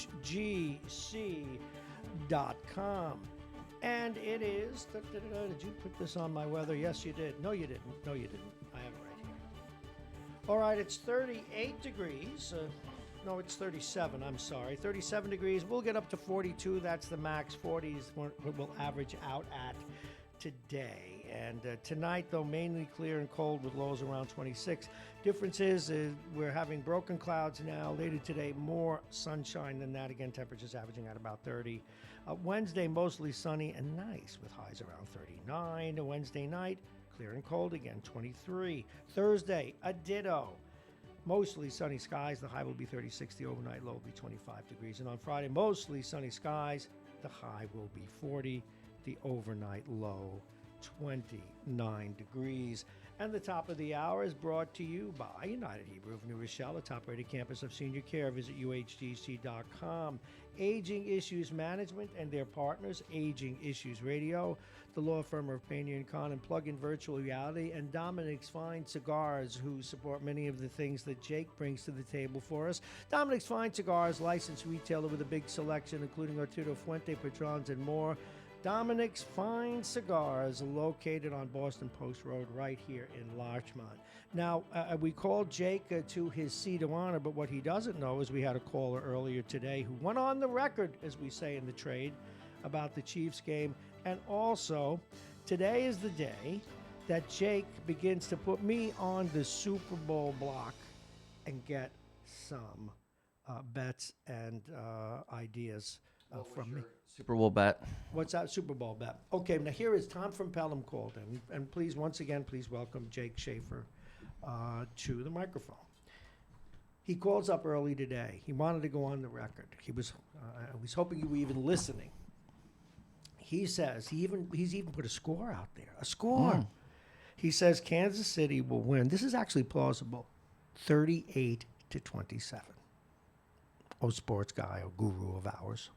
Well, Add that up. I'm not good at math. The over-under is 55, so 38 to 27 equals what? Is that right, 55? He'd be over. Yeah, it's more than 55. Okay. It's like, well, yeah.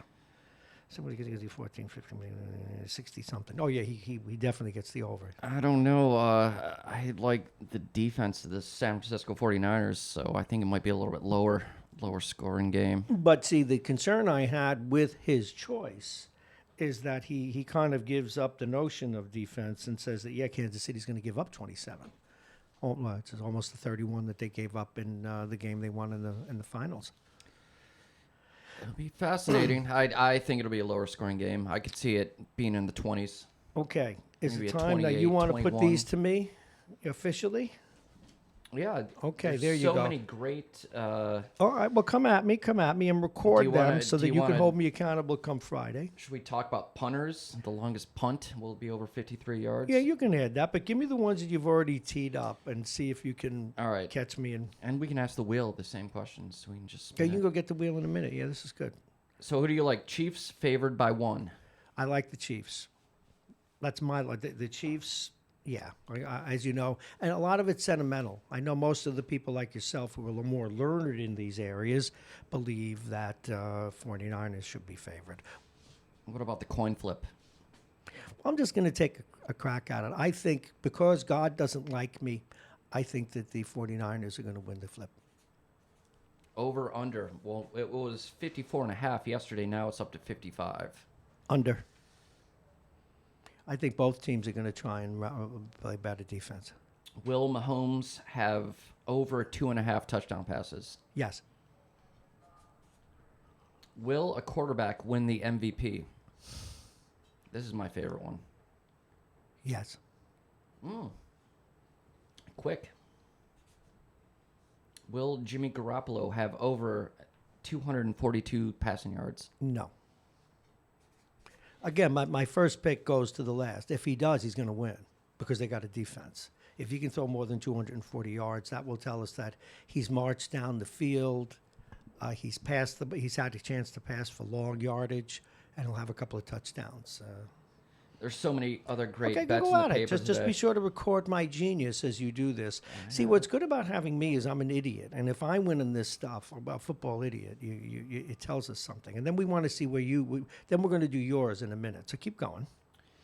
Well, I'm just This reading is in the Super Bowl paper. prep It's stuff. first scoring play of the game will be a San Francisco field goal, a San Francisco rushing touchdown, San Francisco passing touchdown, San Francisco safety, which is 35-1. No, So San Francisco you put 10 bucks on that. No, they'll get a field goal. San Francisco will draw first blood. You think they'll score the first points of the game? Absolutely, yeah, because it's So it'll be a field goal, it'll be a field and that's goal. 4-1.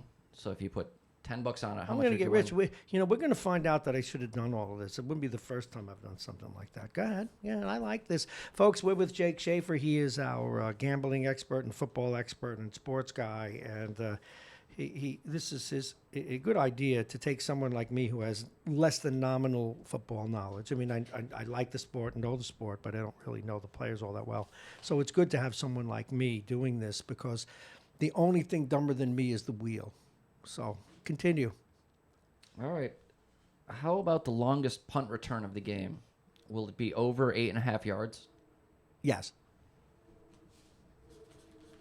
God, that's amazing that it's that limited. But again, the people who set this must know that now because of ever since the chicken kneel. Did you know that a great New York sports writer, Dick Young, that's what he called it, a fair catch. He called it the chicken kneel. Oh yeah. He liked that people were getting obliterated. Go ahead.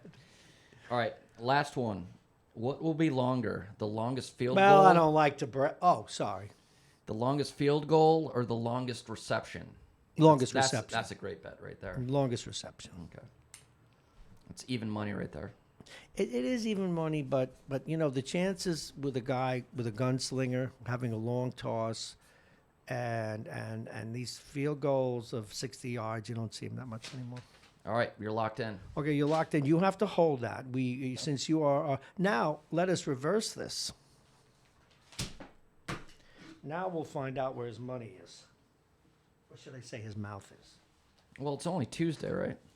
Well, you get a chance. You can amend. You can amend. We should not allow me to amend. I think that I should be held to. And we have since to I ask, tend to be will gunslinger. Steve be on Friday? Yes. We'll have to ask Steve these questions. I hit the cough button there. You didn't hear me sneeze again. All right. Why am I getting half a piece of it? Let's see how Jake's doing. What's your pick right now on Tuesday? Chiefs right now. Oh, Chiefs. Okay. You got that 1 point spread. One coin point. flip.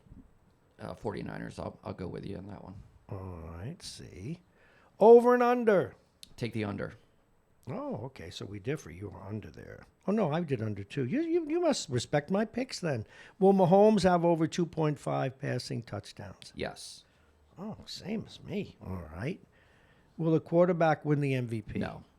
Oh, finally we disagree. All right. Jimmy Garoppolo, will he have more than 242 passing yards? This one's tough. I say yes. Okay. But doesn't really make sense with the over-under pick. And what about the field goal versus... This is a good one. I'll go with the field goal. You're going to go with the field goal. Yeah. All right. Where I went with the... All right. Reception. Let me see. Punt over 8.5 yards. Oh, yes. I will take the under on that one. You'll take the under. No I one have the over. returns kicks that well anymore. Yeah, you can get killed. Longest reception? Oh, that was me. That was okay. the field goal one. All right. Now let's talk a little bit more about the game. Anybody hurt that we need to know about? What is No the early injury. conversation? No injury reports. Now, is it a dome? Where are they playing? Where they're in Florida, and there's 20% chance of rain. No, but it's not a dome stadium No. or anything like that. 20% chance of rain. Now, the cool thing about football, they'll play it in anything, no matter what it is, right? Ice, snow. Might be a little rain, but I don't think so. Okay, maybe they'll just take some of the air out of. Are you going to actually watch the game? Oh yeah. Oh, the Super Bowl. Or are you just going to watch the commercials? No. Your No, hero has a $10 million commercial. Which hero? Bloomberg. Oh, Bloomberg. Yeah, he does. Yeah, I know that. But I think the Trump people went and bought one now too. Oh, really? Yeah, because his people went to him and said, you have two billionaires from New York. He's spending 10 million on one. So yeah, he's going to do one too. What about you? You watched the whole game, won't you? I will watch the game. Yeah, no, that's one game that I watch because what I do, I have to watch it, obviously. Any particular stats that you're looking at that have any great meaning? Is there anything popping up at you? That you think our listeners? I'm excited to watch Mahomes in the bright lights. Excited to see what he can do on the stage. Okay. I want to switch gears while we're talking sports. Yesterday, Jake gave me a call off air, and it was in many ways heartfelt because you were like, "Geez, what am I missing?" Everybody's so concerned about it and about what happened with with the great basketball player, Bryant. And I think yesterday, to answer your question a little better, I think the Daily News got it right yesterday when they said everybody has parents, everybody has kids. Everybody thinks about, hey, when you walk out of the house in the morning, will you be coming back at night? And I think that's the biggest part of the story. And again, the usual rich and famous stuff, somebody dying. But TV, speaking about other parts of it, TV did a little bit more on the women's shows yesterday. They talked a little bit more about the rape charge and the rape conviction and things like that. But your reaction, how do you feel today versus yesterday versus Sunday? I was just shocked about the tribute to Kobe Bryant.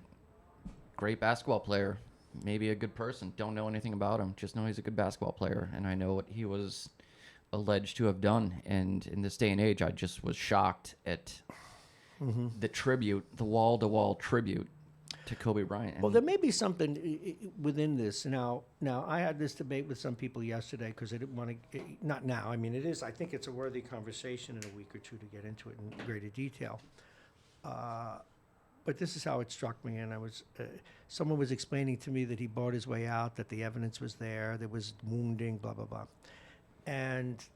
but one of the things that maybe there's a lesson even in the Me Too movement that became clear, and I was shocked too. I don't follow basketball that closely. I knew he was a great player. is evidently whatever he did 10 years ago, or 10, 15, when it happened, he clearly touched a lot of people in ways I did not know. He clearly was beloved by his teammates. He clearly was involved in many charities. He clearly became, if he wasn't before, a good family man. Now, one of the things that came out yesterday was almost humor, but any man who's ever stayed out too late can relate to this one a little bit. He bought his wife a $4 million ring to get her back. Right. If I had $4 million, if you love somebody. But my biggest concern about the Me Too movement, and again, this is not to forgive any rapes or anything like that, but my biggest concern about the Me Too movement and a lot of the woke movement from the far left is that it condemns people in perpetuity. And of all groups, people on the left who spend so much time, and rightfully so, concerned about repatriation, about being kind to people who screw up, about being kind to people who go to jail. But if they violate one of their more sacred tenets, they want them, condemned for life. There's something inconsistent about that. What do you think? Well, you look at the New York Post today. Front page, Kobe Bryant about his helicopter. Yeah. 2 pages in, read about the Harvey Weinstein trial. Mm-hmm. So, oh, there you go. So, well, Harvey Weinstein seems to be some sort of a particular monster. Anything new on the baseball front? Seems all quiet on the Western Front. I think they think they put this to sleep, but I can't imagine that it'll stay to sleep forever. we're going to have Bud Poliquin on this week, right? Yes. And we're going to Yeah, ask you got him my text last night. If a it's gonna be good 8 o'clock on question. Thursday. What percentage of the vote would Derek Jeter have if he was a Tampa Bay Ray?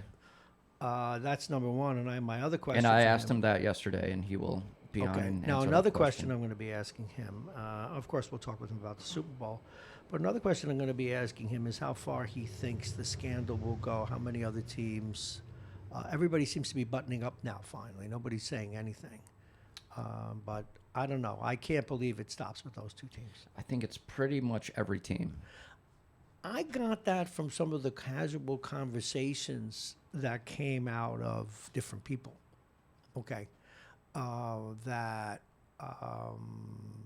he shouldn't have said anything, that everybody knows this is going on kind of stuff. And in other words, yeah, it's happening, but it's not bad. I think that's the How many message. more whistleblowers will there be? I think theoretically you probably could have 30. I think you can have one for every team. I think they've all been trying to steal signs. And no one knows. It's kind of like with this impeachment. It's a really good analogy. You know, although in baseball there are rules against it, but since so much cheating in baseball is overlooked, spitballs, things like that, I think the problem they have in baseball is what is in the impeachment a good thing. The founding fathers regarding the impeachment didn't want there to be a very specific set of crimes. They wanted it to be political enough where people would say, you've gone too far. Baseball shouldn't have that kind of a system, but that is where they are at now too, because everybody cheats. How far is too far? I don't know, and that's the question. And I when you bring the technology into it, I think that might be. But that's it, and that can be prescribed. You can write that out. You can't use technology, but I think having somebody in the stands with binoculars, I think that's perfectly okay. I agree with you. You know, and having a second baseman looking into different things like that. Do you think? Now, somebody it may have been you. I don't know if we were talking off air about it or getting ready for today.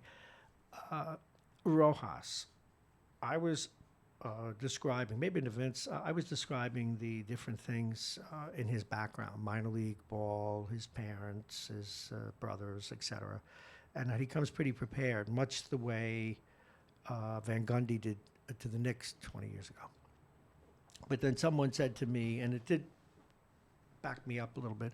They said, well, then why was he not their first choice? That was me yesterday. Yes. See, and that's a good question. Expand on that. Why 2 press conferences before spring training? If he's so great, and he might be, let's see. Why was he the second choice? Well, We'll see. I think it's the lapdog thing again. You know, one of the things you get from a new young person that's not experienced, and I don't know that he's going to be a lapdog, but I think they're saying that this is a guy that'll listen to us. We can give a lot of input. Well, the one thing that I actually liked about him is that the players like him and he likes analytics. So he seems to be the perfect combination of the two things. He seems a little understated, though. But to command a clubhouse, sometimes what's the great line from The Godfather? Sometimes you got to kick ass to make it run right. Well, the interesting thing is they got the new owner coming in next year, the billionaire. And he will clean house. Do you think he will? If they don't make the playoffs, Brody will be gone. Everyone. It'll be a whole new What do you think regime. the deal is with Brody? What have I missed as a baseball fan? He's a Hollywood agent. That's all you need to think about Brody. He's a Hollywood agent, yes. But what have I missed about him? I mean, why hire him? He's not a baseball guy. He must have had a really good interview. That was said. How much do you think these interviews really matter? I don't know. Did I even interview for this job? No, because you were sort of in the ground floor and we had met already. So you had a de facto interview. You were just looking for a minion. No, we had a de facto interview when we met at another radio station. So I knew of you and you knew of me. All right, one more item, and then I guess we can move on. I want to move into. Do you follow hockey at all? You hear we have people call in a lot. What do you? Yeah, that was the question. Do you? I know we got Jack Breslin coming in at 8:20. He should be popping in any minute. Do you feel that the fact that the hockey rather, has a bye week is appropriate to give the players a rest? It's interesting. I'm not educated enough to answer that question, but it is interesting to think about that. I think hockey players probably put their bodies through probably just as much as football players do. Well, it's a little different. In the playoffs, it's worse than football because they changed the rules. The hitting is extreme. You play the same team every night for 7 games, every other night, literally, and you fly back and forth. And when it's coast to coast, it's insane. That I get. I always felt that they should give the week off before the playoffs if they're going to do it, because I don't think it's fair to fans to all of a sudden say no Ranger games for 2 weeks or no, but that's selfish. On average, what does a hockey game? What does the television ratings look like compared to hockey and baseball? Is it close? No. Baseball? No. In Canada, baseball wins. Baseball's second. Hockey's interesting is that it is the best sport for percentage of people attending. It says like a 95% attendance rate. It's always been a ass and seats sport. However, in the last 10, 15 years, huge contract in Canada, huge. And in the United States now, the ESPN does games, the locals, it does very well on cable TV and occasionally nationally. But hockey's growing. I mean, I don't know if you're aware of this, but for people who wonder why we talk a little bit of hockey, besides the fact that I'm a fan and I play and I do more than I did in other stations that I've been at, we have, and most people don't know this, we have a Mexican American who grew up in Phoenix as one of the top 5 superstars in the game. You aware of that? I was not. Austin Matthews. He grew up in Phoenix, Arizona. I thought you were going to say Phoenix, New York. No, his mom is Mexican. His dad is Anglo, is Caucasian. Great hockey player. One of the greatest defensemen in the game, PK Subban, is African-Canadian. My point is that guys are coming from different places, St. Louis, Missouri, from California, from Phoenix, from Florida. Texas is producing players.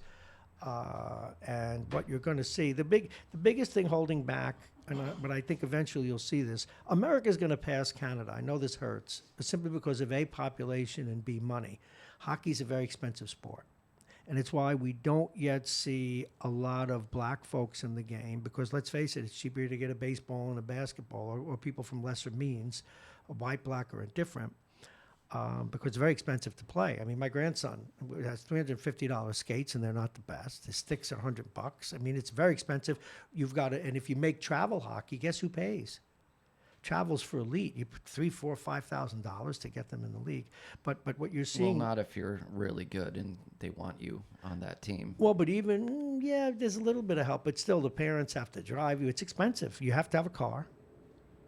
And my first baseball mitt was cardboard. Yeah, well, even Joe Mullen, whom I played against and with, I played with other members of that team. Joey went to all his games by taking the path over to New Jersey to play for the team there, the Rockets. But he took the train, he took buses. Very rare. That happens in baseball, but it doesn't happen in hockey. My point being that I would say in 15, 20 years, America will be the dominant presence in that sport, although it'll always be Canadian in its heart. And you'll see a lot more African Americans, a lot more Latinos, because to build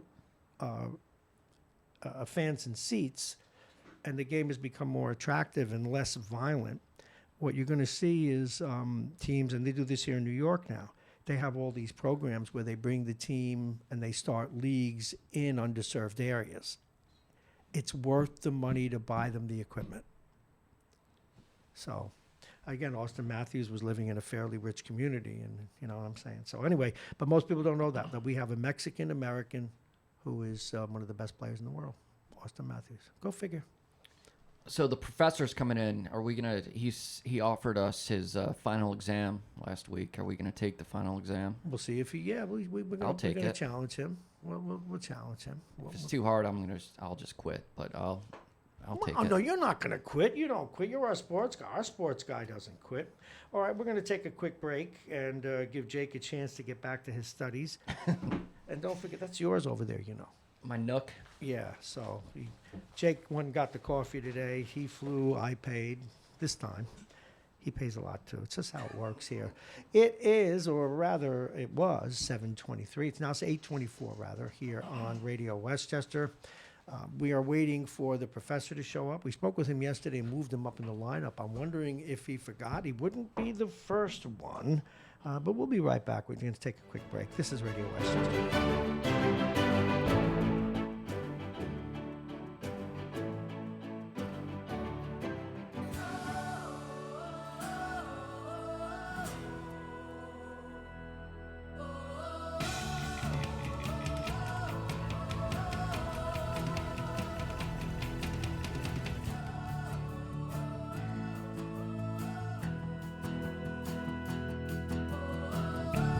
Take a break, relax.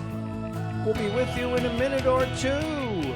This is Radio Westchester, the radio station at the train station. I'm Bob Marrone. I'm here with Jake Schaefer today. This is Mornings with Bob Marrone. I am he. This is Radio Westchester. Remember now, you can listen live on RadioWestchester.com. You can go to MyTuner Radio and go to Mornings with Bob Marrone, or click on Radio Westchester, and then MyTuner Radio will put it right on your cell phone. You can go to Bluetooth. You can listen on the space station if you're so inclined. We're also on Facebook, Instagram, YouTube, Periscope. We're not on Spotify yet, but we're working on it, and we're also on iTunes with our podcast. Stay right there. Just take a chill.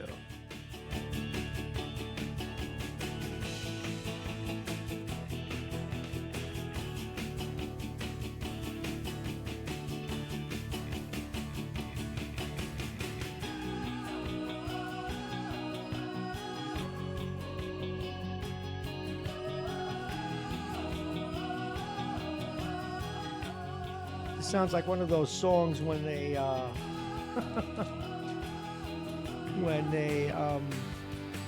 score a goal in hockey.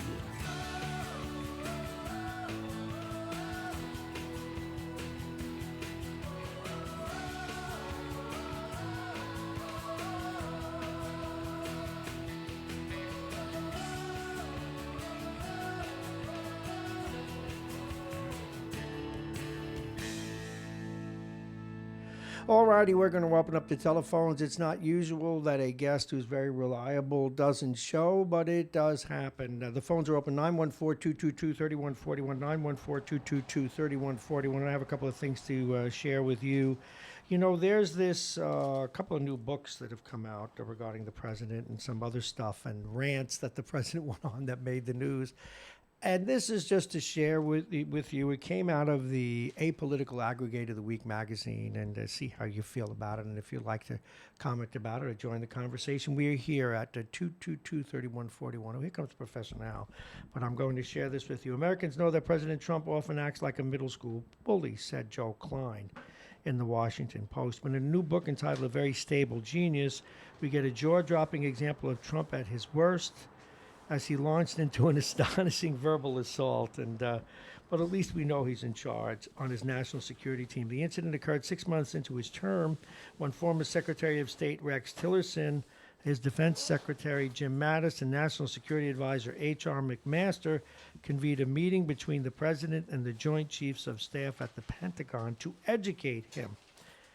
Anyway, feeling that he was being patronized, Trump went ballistic. He demanded to know why the generals weren't charging allies for our soldiers. We should make money off of everything, he yelled. He called them losers, dopes, and babies. And he said, I wouldn't go to war with you people. Now, in fairness to the president, there is this sensibility, even among in both parties, that sometimes the generals want forts and troops everywhere in the world. This is interesting. The professor is trying to unhook his headphones. He has arrived. But anyway, I just thought you'd find that interesting because the president's instinct, he was onto something there. Generals and our government has loved being involved around the world. It does benefit us, and it's certain worthy of a debate. But we've got troops everywhere, and we pay for them. But he did call them losers and everything else. All right, he is here. A little late, but better late than never because we love him just a touch. He probably couldn't park. What's the first check coming? Come on. Be nice to me. I just only because I said you'd be here, and then it's perfect. Well, it's perfectly fine. Don't moan. You know we love you. And we have for some time. Gee, you've probably been in this program in its different iterations for about 10 years now. Yeah. Jeannie Zano brought me over to the other station when she was substituting for one of our colleagues, and you were in the control room and you say, "Oh, I want this guy," and I go, "Yeah, you know what you're getting yourself into, pal?" Yeah, I did. By the way, she's in the witness protection program again. Do you remember the last time she did this? I did that song, and I sent it over, and it made the rounds over at the college, and she came back on. That she was, so I may have to come with another one. She's been on Fox a lot, but she hasn't been here. Right. Well, she's a busy lady. No, I know, but she hasn't. She hasn't. I love her. Oh no, I love her. She's one of the greatest guests we've ever had. With the reputation she has built up, I'm sure there's other schools that have made her a very significant offer. But she's dedicated to Iona and the Iona community, and we're very proud of her and very happy that she's still here.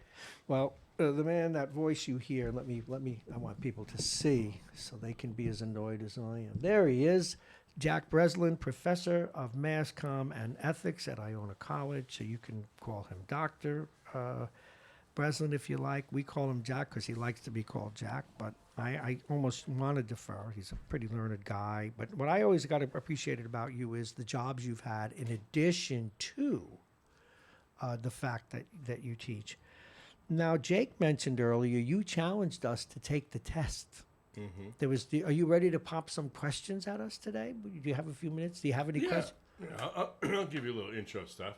Jake, move All right, that we'll start bag. off with an easy one. Get in there. Let's get Jake on the mic. We're with Professor Jack Breslin, and he was talking about the final for his students coming up. And Jake, you asked for this, Jake. So if you come off like a raving idiot, it's your fault. Get by the mic. We want you to embarrass yourself publicly like I do.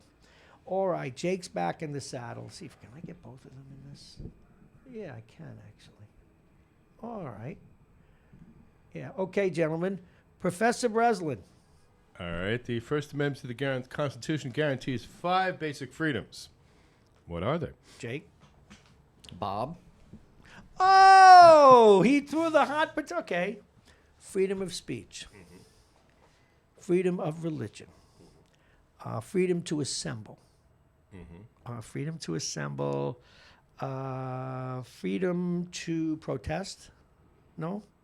Okay, give me... Petition. Petition. Okay, petition the government.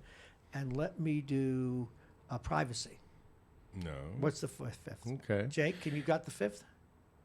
No, I don't. He was 0 for 5, Doc. Okay, religion, speech, press, petition, and assembly. I forgot the press. Yeah, okay. now privacy that's the one I should have known. Is not in the Constitution. The word privacy is not in the Constitution. Okay, but I did pretty good. Right. What would I get on that? that? It is an enumerated right. All right. Is that a norm, or do I get like 4? We'll give you a point apiece. 80%. We'll give you a point apiece. Yeah, good. B minus. All right. Of those, okay, this is a little subjective. Of those, which do you consider to be the more important and why? Oh God, that's great. You would have to say press, right? No, because I think some lead to the other. I'm leaning on 2 here. I'm still going to go with freedom of speech. What would you say, Doctor? Well, you're having a wonderful another goose egg for Jake. Franklin Roosevelt's famous speech. Franklin Roosevelt's famous speech of the 4 freedoms. Norman Rockwell's famous paintings. I have one of them on my office door, the freedom of speech. Yes! It's a subjective question. You have to justify it then. But then, of course... What's the difference Because I between think it leads speech to and all press? the others. I will say... It leads to all the others, Doc. Well, the others will say, well, religion is okay, fine. How can you... why assemble if you can't speak? Why petition if you can't speak? That was my point. Yes. Why should you worship? How will you publish if you don't can't. have You see, speech? that starts it all. Now, how many points do I get for that? As I'm going to... Oh, that's usually a 5-pointer. Yeah. 5. I got 4 out of 5. I got 4 and 5. Okay. Okay. Has the government ever restrained speech? If so, discuss the circumstances and justify your answer. Absolutely. Yes, the Alien and Sedition Act, when John Adams was president, he tried to constrain speech, and sometimes during war we have constrained speech. Can we talk about the Vietnam War a little bit and how we were told, or But you got to answer the question. You can't talk about it. You've got to make a declarative. Say, I'm willing to be out. My neck is on the line. Yes. Okay, so I'll give partial credit for the censorship during wartime. Yeah, that's me. But partially. the Alien and Sedition Act, that's an easy one to fall into because that is subsequent punishment. It's not prior restraint. Shit. You can go. You can go. Yeah, the way it was written, that if you said something false and malicious against the president, Congress, a judge, or anybody else, it was on the books for 2 years. A very disgraceful period in our time. Yes. A Vermont congressman was even thrown into jail, solitary confinement, for a letter to the editor criticizing Adams published in the Bennington Herald. Okay, so how much do I get for the yes, and how much do I get for that? What is the actual? What is the best? Well, the answer? yes, okay, I'll give you a point. See, I was You trying see, to. this is the what's the thing. rest of it? I want him to pass. No, what's so I the give you rest of it? points. All right. So the rest of it is you have to say yes, Wartime. give your example, and justify What? your Well, I answer. said wartime. So how But many your- points do I get your for that? Answer was wrong. No. No. He said One wrong. part. No, time. I said it too. No, I said it as part of it. No, I All right, did. but you didn't describe wartime. I All you tried said was to. one I word. tried to. The Civil War. I was gonna say. Okay. Another example was they were allowed to publish, but you couldn't publish something critical of Lincoln or right. So the I get war 2 effort. points for this. Okay. And there were generals such as Sherman who arrested reporters over See, what so they I had get my 2 points. And in the South, too. Come the at South, me. even though they had a press clause in their Constitution, they also punished people. I'm ready. I'm still doing well here. In the North, there was I got 11 points. a guy, Bellingham. He was banished from the North. He was kicked out. His paper was shut down, and he was banished from the North. They sent him to Canada? And he went to the South. No, he went to the South, and they kicked him out from there, too. And he wound up going to England. Okay, all right. Continue. Give me a few more. Because I he love this. criticized the war effort. Listen to this, kiddies. I'm on a roll. Go ahead. Well, sort of a half of a roll. Go ahead. Oh, but if I studied this, I would have. We'll give you a hypothetical here. All right, this is worth for 15. 15 points. I'm going for it. All right, this is with the right of privacy. Yes. All right, now you are a reporter at a small newspaper, and you get a press release about a beauty pageant, the local county beauty pageant. I'll cover it. And it turns out that growing up, you knew this lady, and so you go and interview her. And there's a little backstory that her father was a minister in town and had a dalliance with a choir girl, and they went off together. And meanwhile, he is with another denomination, and there you are at the parish house. Oh, hello, yeah, hi, how are you? But you're not going to put that in the story. All right, so meanwhile, you print the story about her going to the pageant, and she wants to use the money for her ballet career. Did she say yes or no to my dinner request? This is not a yes or no answer, pal.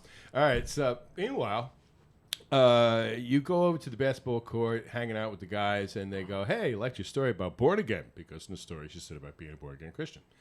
She posed for Penthouse, dude. What? All right. So it turns out you go over to the local bar. They show you the centerfold. They got it laminated. Where is and it? they also have the calendar. All right. Now, you try to get a comment out of her. She does not answer. And so you run the story. What do I run the story? Do I mention Penthouse? That's your lead. The whole shebang. Yeah, the mention whole everything? shebang. You Poor call choice of Penthouse. words. They will not confirm it's her, but obviously from the photo, it's her face. All right. So meanwhile, she's stripped of the title. Everybody's bad-mouthing her on talk radio in town and so forth. All right. She wants to sue. Now, could she A, sue for libel or privacy? If she sued for privacy, what would be the best tort for her to recover from? I'm not saying she would win, but what would be the best one to sue for? And C, what's your defense? I think we'll give them a little time on this, folks. Jake, go ahead. I think she could sue. Oh, sure, you can sue for anything. Yeah. I would say yes, and she's not but a libel public or privacy. She's not a public person, so it would be privacy, right? No, she is a public person when she's in the pageant. She has thrust herself into the limelight. I got a poor choice of words again. Okay, now for libel, she would have to show that there is harm to her reputation. Yeah. A little hard to do. Now, privacy would be another area. It would not be intrusion because you can do the story. It already has been published, and therefore it is publication of embarrassing facts. Well, the fact that it is a fact, but is it a matter of legitimate public concern? Yes, it is. And then, meanwhile, was it a false light? Well, in New York, we don't have the tort of false light. It's a little troublesome. What exactly do we mean? An offensive, erroneous portrayal. And then the last one would be the commercial use. The right of publicity, no, you don't make a news use is exempt from the right of publicity or appropriation. So your defense, matter of legitimate public concern, is it an outrage to community decency? Well, the fact that she did it was an outrage to community decency. Is it highly offensive to the reasonable person? Well, they might say that the fact that she did do it. Now, meanwhile, students, when I say that she hasn't called, I kind of leave that as a little hole to fall into. That's an ethical matter, really. The fact that, you called her for a comment, she didn't reply. So that means, she's guilty. Is that a written answer? Is this a written answer? Okay. Yeah. So you have to go through the four torts and justify your answer. And then libel is just basically a yes or no with the elements of libel. Without getting into details, my reaction is yes, I could do that story. I'd leave the father stuff out. Mm-hmm. I could put the Penthouse thing in, but even in writing the story, I would not make a judgment about it. And I think that the law, I think I'm protected by all four torts. But I also, of course she can sue, and that would be it is in the public interest for them to know. She is a public person. Now, I have to confess, the story would bother me because I don't think that the fact that she's in Penthouse, in my heart of hearts, I don't think it's relevant. It's interesting. But I don't think, in the end of the day, I don't know that I would include it. But then again, as a journalist, I might have to because it's already out there. Mm-hmm. Okay. Now, I'd note it, but that would be it. But I would really check it out. I would be sure it's true, be sure that it has been published elsewhere.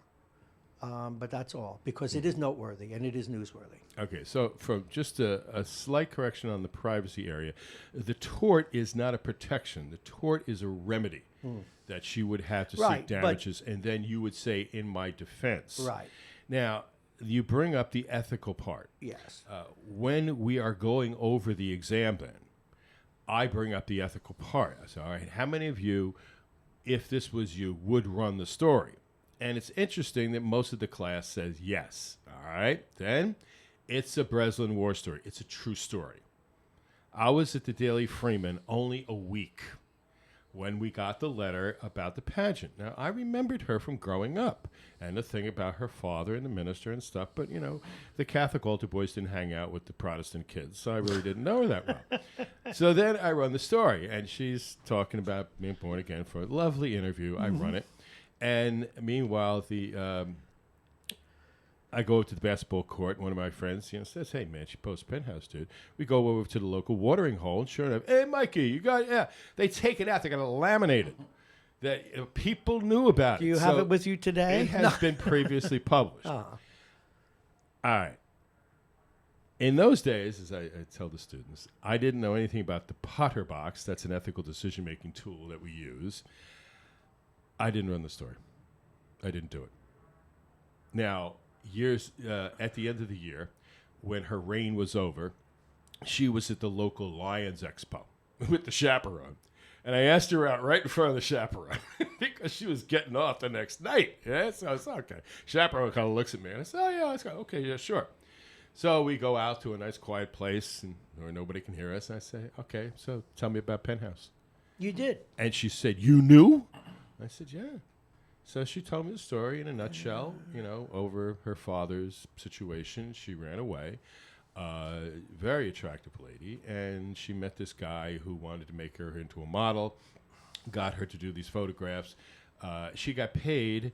And then after they got published, her father confronted them with her. And she said, "Well, you haven't seen me like that in quite some time."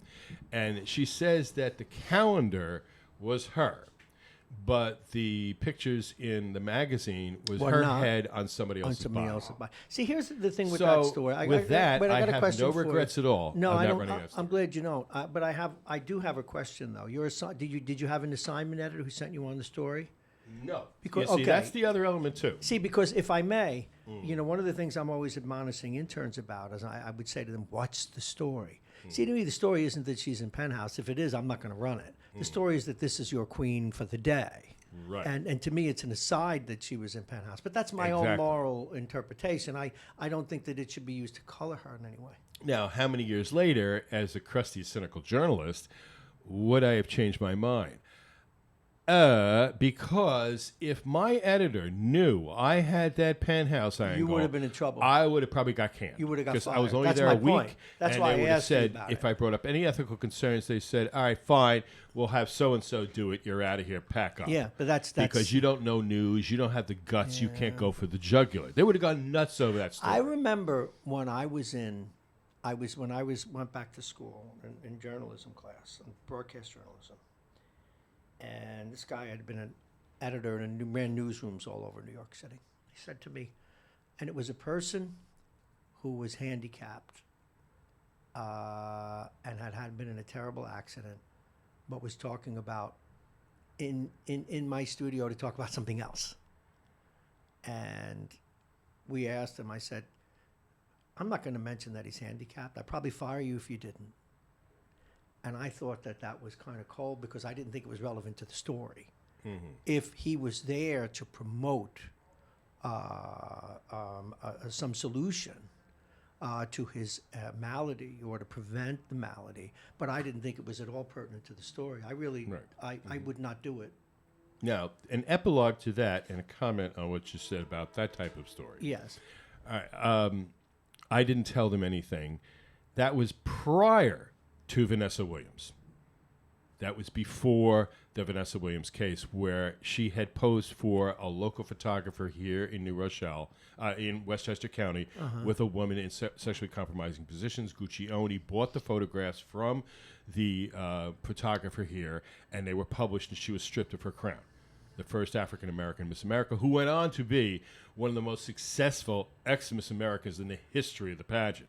So that precedent was not there. Now, in the pageants, they have to sign a piece of paper saying that they have not done anything like that. Right. No, I get that. Yeah, it's more close. Now, meanwhile, when I think about that, would have certainly skyrocketed my career. The first week I would have had a nationally copyrighted story.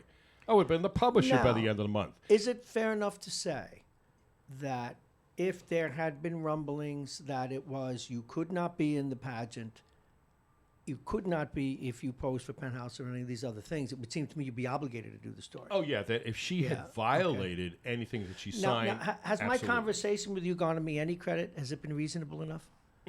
Well, you see, he did. What do you mean thumb down? You see, we're not finished with going over the answer. I said there was an Do epilogue. thumb downs again. Let people see that meme. Give me go ahead. Give me the epilogue. The epilogue here. I'm going to get 20 points for the this. glad 15. I did it moment was, I discussed this in class then, what would you do, and what was the impact on her life. A few years later, I was remember how we used to wear watches, those things? Went to a jewelry store to get it repaired. I see a place setting for a wedding, and it's her name. She's getting married. So that gave me I'm glad I didn't run this story. I would be glad that I didn't run it. No regrets. But my journalist pals will say, "What are you talking about, man? I would have been all over that story like a cheap suit." I know, and it bothers me because At what cost? One of the things Now, I you don't mentioned do the is story I don't about- put microphones in people's faces who just had somebody die unless they want to talk. Yeah, that's my other area, crime victims in the media. That's not a concern. But you bring about the story about the person with the physical disability, physical challenge.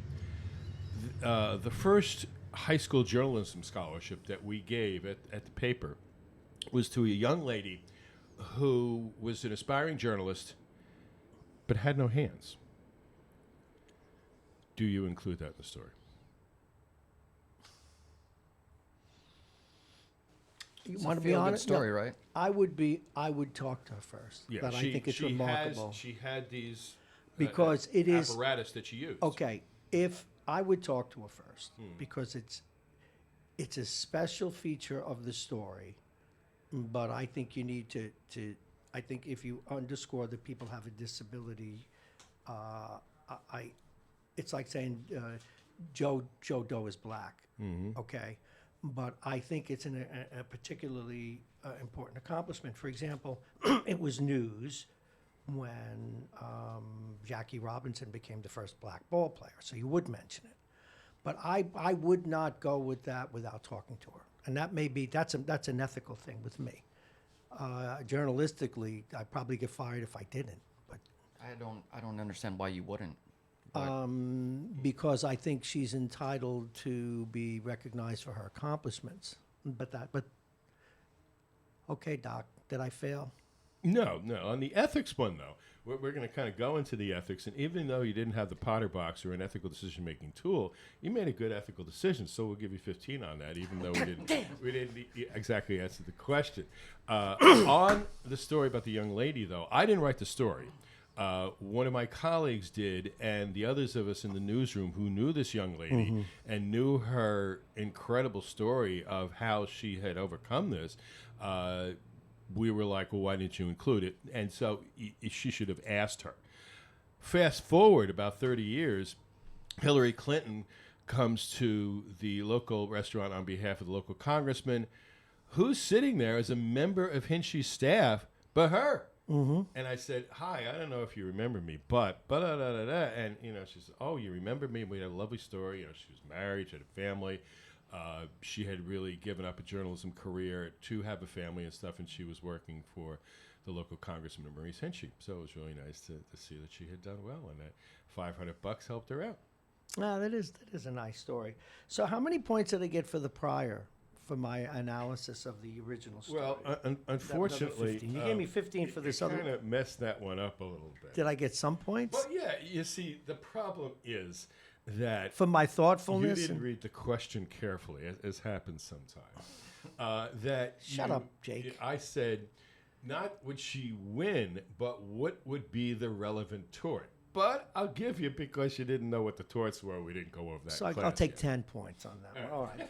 Now, I just want to remind people, we're here with Professor Jack Breslin. This is like back in elementary school. No, but this is... switch papers No, with but each this other. is this is fun. Papers, We're the right? Professor Jack Breslin. Jake has joined us. Jake came up with a great idea last week. Professor Breslin in his regular visit with us, and we're going to go past 9. This is too good, and we have to. We're going to extend this a little bit. This is way too much fun because last week the professor was telling us about the final exam, and he challenged us to take it. So Jake came up with a brilliant idea, and he's sitting there like a church mouse. That we should take the test. And now I am on the hot seat, and it's a lot of fun, and it's interesting. You're listening to Radio Westchester. This is our long-form interview, which we moved up a little earlier today for some business reasons, but we have time. Jack Breslin, before we get into other issues of the day, some more questions. Test my mettle. Now we're into the essays. Or my putt. Now we're getting into the this essays. is I'm now, specialist in this. The fact that you didn't study and you didn't read the reading about objectivity, that's okay. All right. So, briefly describe the concept of objectivity. Do you think it is possible in today's news media, and does the public expect journalists to be objective? Okay.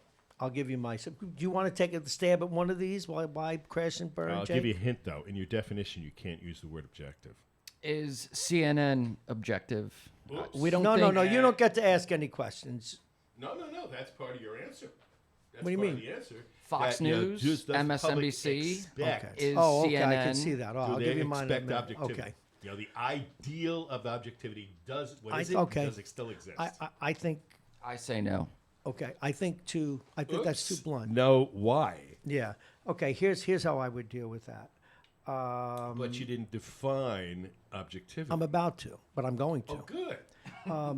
Here's how I would approach that. The concept of objectivity assumes that we're able to set aside our personal beliefs and our personal biases, some of which we may not even be aware, in how we A, write the news, B, position the news in terms of what goes first, second, third, or fourth, and even how we write a headline.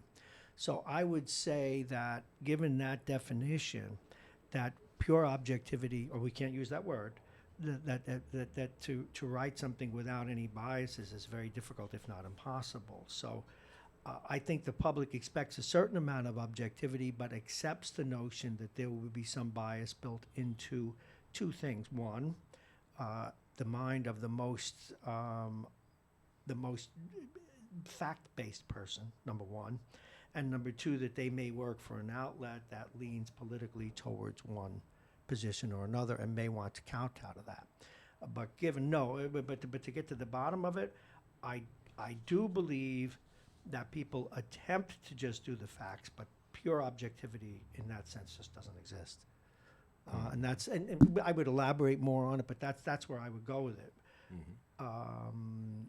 That's how I would handle it. But I would say, and I would just have to add this because of my own experience, that clearly there are outlets that are less concerned about, or that don't even worry about it. Okay, and there are others that do. But again, having done this, I know when, and I would probably write this in because since I was already working, that when I line up my top stories for the morning, what I think is the most important based on what I was taught, who it affects, when is it happening, all of that there's bias in that no matter what I do. Why am I picking a Mount Vernon story first? Because I think there's a lot of injustice there and that people care. But I put Mount Vernon ahead of another story that maybe is more bleed. If it bleeds, it leads. So that would be how I would. Okay, we'll give you the 5 points on that. Okay, that's good. All right, fine. I have to wake up the doctor. Thanks. You're very well said. Where are you going? You running out of here? You. Now I know. I remember why I dropped out of high school. He went to one of the best colleges in the country. But all right, hit me with another one, Doc. All right. Is there the right to privacy? I kind of already gave this one. Is there the right to privacy?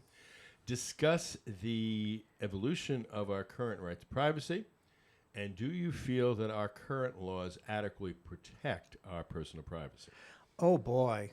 I'm going to do the last one first. No, I do not think that they do, but I think that's because of the introduction and the expansion of the Internet and Facebook and things like that. Without knowing or remembering the specific laws, I think people have a right to privacy. However, when we write a story, if they are a public person, the rules are a little bit different in terms of their behavior. But you still need to be very careful that you don't slander people, that you don't, or even maliciously malign them for something that they did do for no purpose. And that's how I would. That's all I could say about that now. Okay, now you got to go back to the evolution of is there a right to privacy? Well, how has the current I legal mentioned that approach before, developed? thinking it was one of the things in the you're going to have to tell me. I'm going to have to take a hit on this one, a little bit of a hit. All right. So as we said, it's not in the Constitution. Right. The early attempts at protecting the right to privacy were more about contract and property. And then came a seminal Harvard Law Review article in 1896 by Warren Brandeis and Louis Brandeis and Samuel Warren about the right to privacy. That Warren was a famous guy, member of society. The newspapers were writing stuff about his personal life. He didn't like it. So the two of them, Boston lawyers, Brandeis later become one of the most influential members of the Supreme Court, proposed that there is a right to privacy based on tort law, and they suggested that even something that is true, if it's nobody's business, going into the intimate details that what is hidden in the closet shall be proclaimed on the housetops, they said there should be even criminal sanctions and that against the media, and that the fact that it's true should not be a defense. Now, in libel... Now, that's a very interesting concept. Libel, truth is almost an absolute defense, if you can prove it. However, in privacy, the fact that it's true, that's the problem. It's true, but is it anybody's business? Is it a matter That's of a huge concern public I have. concern? That would be the standard for me. All right, so that is when it was proposed. Then another law review article in California Law Review where Dean Prosser had proposed those 4 torts that I talked about. Intrusion, false light, embarrassing facts, and the appropriation, right of privacy, publicity. Now, meanwhile, the first state statute was here in New York, that a young girl's picture was on a flower box without her family's permission. They go and sue. Sorry, no right of privacy. So therefore, the New York State Legislature established the commercial tort of appropriation and right of publicity for celebrities to protect unauthorized use. Today, all 50 states recognize the right to privacy. One of the last holdouts was Minnesota. And the interesting case there was that some young ladies in Minnesota had gone down on a little vacation in Mexico. They're going out one night. One of them was taking too long in the shower. The other one jumps in and pulls her out. The third one takes a picture. Now, this is when they had film cameras. They take the film to Walmart to get it printed. They get the package of photos back. One of them says, "We don't print nude photographs." Oh, a bunch of prudes. One of them goes into one of the local watering holes, is talking to a guy, and he says, "Well, my friend really wanted to go out with you, but she didn't know you were a lesbian." "What?" "Oh, there was this picture of you two in the shower going around town." So they go and they sue. "Sorry," says the Minnesota Supreme Court, "there is no right to privacy here in the state of Minnesota." But they think about it now. Wait a minute, we're in the late part of the 20th century. Wow. Everybody else has the right of privacy. The other two holdouts at the time were was Wyoming and South Dakota. I guess we should recognize the right to privacy. Ladies, you can sue. So they wound up getting 6 wall marks. They settled out of court.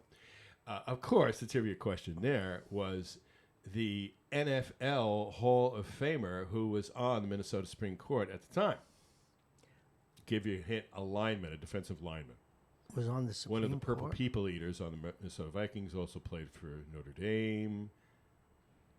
Jake. Alan Page. Alan Page was on their Supreme because Court? in Minnesota, they elected the Supreme Court justice. Was he a lawyer? Yes. Oh, okay. Well, fair enough.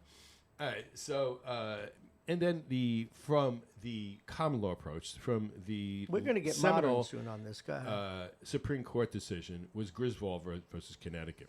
That up in Connecticut, they had these antiquated laws that you could not use or cancel people in the use of birth control. Planned Parenthood down in New Haven was doing that. They got fined, or has to go to the Supreme Court. And William O. Douglas, great friend of the First Amendment, and also a gentleman who married a lady a little bit younger than him. God bless him. He established the penumbra approach. That because it's even though it's not a What's penumbra mean? An umbrella. Oh, right. Got it. That even though it's not enumerated, spelled out, it's an unenumerated right. And so it emanates from the Bill of Rights, the right to associate in the First Amendment, the right of no quartering of troops in your home, the right against illegal search and seizure in the Fourth Amendment, and then basically any other right that is left up to the states, that there is this right of privacy, even though it's not in the Constitution. There is the right to privacy. However, there are those that still say, no, it's a phony right, such as Justice Judge Bork, who wanted to be Justice Bork.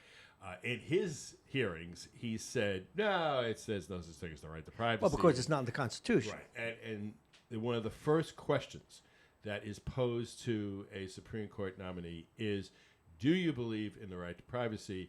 Is Griswold super precedent? Wow. And so you already answered the other part. Is there the right to privacy today? The problem is the law is behind technology. By the time they get a law to address a particular concern, especially the selling of information of us that is put on social media and so forth, by the time they pass a law, it is already antiquated by some new technology. So let's go back to the test. The Second Amendment. I guess I got a few points on this one, but not a lot. But I get like half. And then I have I welcome discussion in class. Oh, okay. So wait. Second Amendment. No, because wait, hold on. that's the right but I to got to vote. ask a question apropos of that. Hold on. I got to ask a question apropos of that. Jennifer Lawrence famously had a relationship. Which she has every right to do. Forget that she's a movie star. Her boyfriend at the time is out on some assignment. He's away for several months, so she sends him what would be called lured but was private. Pictures of herself and poses to, this is for you because I'm not there. Kind of, in a way, sweet if you're not a prude, but also rather very explicit. This guy, either because he's a creep or whatever, decides to sell them or publish them, or someone gets their hands on them. To me, that is an invasion of her right to privacy. Or are they his pictures too because she sent them to him? Yeah, so that's the problem there. That have they been previously disclosed to a third party? No. So there she would have a strong defense, as well as What defense? I think she ought to be able to sue as him. a news use, or was it used to make money? Did he sell them to this magazine? There would be the Or right maybe he publicity just claim shamed her. that he was making money off of her image without her permission. So there she would have a case. Now, there was a similar case. Now, of what course- about if she just did it to shame her? Maybe he didn't like that she broke up with him. I don't really know the details. Yeah, revenge porn. Yeah. You know, so that's an area where there have been some successful cases. But another area where the law is behind the technology. That, 10 years ago, we had no such thing as revenge porn, or prior to the internet or social media. So do the states have adequate remedies? And again, it depends on what state you're suing in. As I mentioned, not all states recognize false light privacy. And so you got to sue for libel, which is a lot more difficult, especially if you're a public figure, such as she would be. That was just a shame. What great pictures, by the way. But it's a shame what he did. Now, Because now, there was Jake- a case in California where a photographer had climbed up a telephone pole and took pictures of Jennifer Aniston in her backyard sunbathing topless. Now, they weren't originally published here in the United States. They were published in France, in Europe, which has different privacy laws. So there would be two torts involved. That, it was the intrusion on her front. She has the expectation of privacy in Right. her backyard. backyard. And then also the publication, and then also the right of publicity. Did That, she- so this she- was she must have commercial. won. He sold them. Right. So it never went to court, but, they settled out of court, I believe, and, she was successful. Okay, hit me with another question. It's 9:05. We're probably going to go for right up to 9:30 and give you your full Okay, hour now anyway, this so. is the area, folks, where I think he might have an expertise. Offensive speech. All right. What is the current rationale for the publication of obscenity? What is the difference between obscenity and pornography? Wow, I don't know that I have expertise here, you Weisenheimer. Well, first of all, we know about the 7 dirty words that George Carlin made famous. That's indecent. Okay, but now the difference between obscenity, I believe someone in the Supreme Court said, I don't know pornography. No, there's no law against it, but I know it when I see it. Okay, well, he didn't say the first part of it, but he did say, "I know it when I see it." I know it when I see it. Okay. Yeah, Jacobellis versus Washington. Yes. Party Okay. Stewart. Here's what I would say. Jacobellis versus Ohio. Excuse me. It's obscenity versus pornography. Wow. I don't know unless this is an ethical question because No. We said legal. This is the legal part of the exam. I don't think that there is. I think that those kinds of things are in the eye of the beholder. And while I'm not a big proponent of pornography, I would say this is just my take, that pornography, which now you can get for free on your phone right now, but in terms of putting it out on the airwaves, pornography is anything that shows someone being humiliated or in some other way, in a way that damages the public good. That's the only one I could. This is a tough one. I'm going to have to. I got to punt on this. I let him off a little easy because I didn't cite relevant Supreme Court decisions. Well, there's the one. Hey, this ain't law school, but well, there's the case that involved the guy that ran Hustler, and where Mr. Flynn has several cases. And the Campari liquor ad is one of the more entertaining, shall we say? But then there was the one where I wake him up with that one. What was it? It was either with I think it was the Attorney General. What he put the Attorney General in a cartoon that was pornographic almost, but it was. Well, no, it was with Larry Flint. Right. It was with Jerry Falwell, and that is more of a libel case. Okay. Where he and Hustler and Falwell had this fighting match going on. And Flint, to his credit, won several state and this Hustler versus Flint Supreme Court case that you might not like what he says, but he has the right to say it. Mm-hmm. So they run this ad parody at the time that the Campari liquor was doing these ads with celebrities of the first time I had Campari. So they do a little take on it, with Larry Flint talking about the first time that he had Campari liquor? No. The first time that he had sex with his mother in an outhouse. I'm not making this up. I know. And so on the bottom, it says in tiny letters, ad parody not to be taken seriously. Of course, I can't use it in my textbook because I would have to get permission from them, or the publisher would have to pay for it. Right. And to keep the price of the textbook down, you go online, you search it, you'll find it in 30 seconds. Right. All right. So the libel claim, no, it was more of intention of emotional stress. The libel claim got thrown out. But the intention infliction of emotional stress, it went originally in Falwell's favor, and then Flint went to the Supreme Court. And in what some consider to be a controversial decision, they basically said, yeah, he's got the right to publish it. In the movie People versus Larry Flint, they have a short reenactment of the oral argument where they actually laugh in the Supreme Court. And Scalia, is even funny, citing the attorney for Flint cites the example of a cartoon of George Washington, of making fun of the first president. And so, therefore, since Falwell was a public figure, it is not considered to be libelous speech. They set up the actual malice standard, which is knowing reckless falsehood, originally introduced in New York Times versus Sullivan. They apply that to a public figure seeking remedy for intentional infliction of emotional distress. Now, back to the question. The original approach here in the U.S. was based on the European approach, which was the most sensitive person is offended by one little piece of an art exhibit, a textbook about anatomy and physiology, a most susceptible individual, one little piece. All right, that was the standard, even over here. Wow. And so that's why the book Ulysses was banned here in the United States. And when a copy was being snuck in, the customs agents had been tipped off.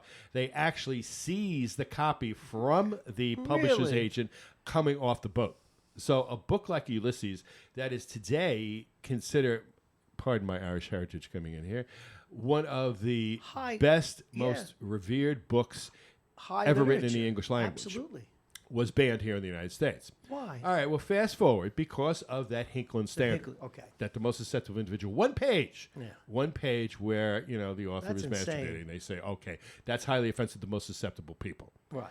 So in 1957, along comes this case of Roth versus United States. Now, Roth published a lot of these books that kind of came across to the line, and he was in prison for violating the obscenity laws.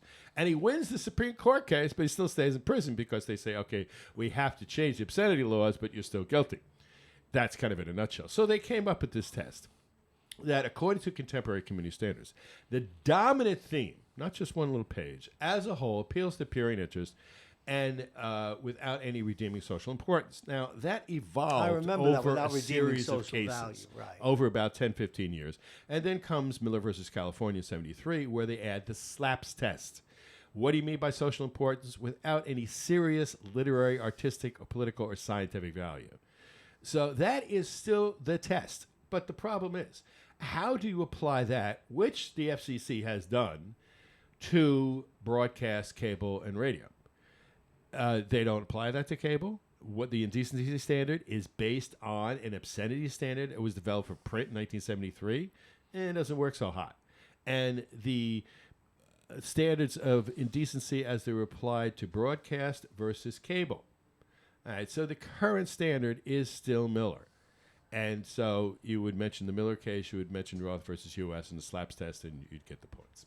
Okay. Now, the difference between obscenity and pornography, in certain circumstances, has First Amendment protection. Obscenity, morally abhorrent, socially taboo, such as people having sex and, human defecation acts and stuff films and stuff like that. Or the misnomer child pornography. It should be child obscenity. Right. That, it's, as I describe these things in class, they go, oh, I'd say, all right, as I say that, you say, oh, that's disgusting. That's horrible. Morally abhorrent, socially taboo. But now the problem we have is with the internet, that it's being published in other countries, and it's coming in here. So, for example, the attempts by Congress to stop predators and other people from preying on children or child pornographers putting this stuff on the web. The problem is it's published in other countries. So, for example, you go to Amsterdam, and in the red light district, you will see child pornography and stuff being offered, films and videos and stuff like that.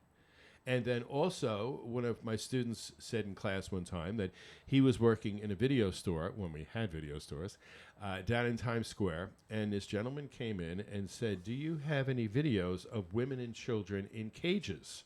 Oh, and, God. What are you talking about? Women and children. So, as I say in class, when I say that, you go, oh, my God, that's terrible, that's disgusting. That is the test then, morally abhorrent, socially taboo. So here in the U.S., child pornography, can't manufacture, can't look at it. Don't even go on the internet. Oh, I want to do a paper for Breslin's class and see how available the stuff is. No. Because a reporter got caught in a sting once doing that and, got caught by the FBI and almost went to jail. So that difference then, that Hustler, Playboy, Penthouse, Debbie Does Dallas, that kind of stuff, it has limited First Amendment protection, as long as it doesn't cross the line into being obscene. See, to answer this, we would have had to be in your class and to get into some of these details. But, yes, of course. But being the generous, kind grader that I am, the easiest A in all of Iona, right, Breslin, I do. If you give an answer, you get a couple of points for putting something out. But if you leave it blank, 0.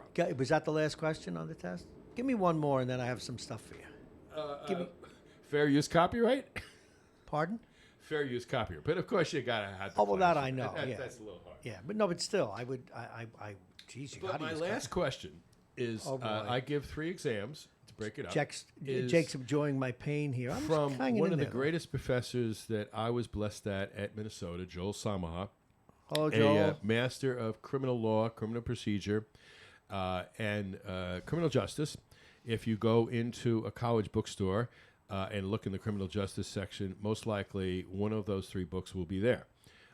And Joel's method was the Socratic method at its best. Mm-hmm.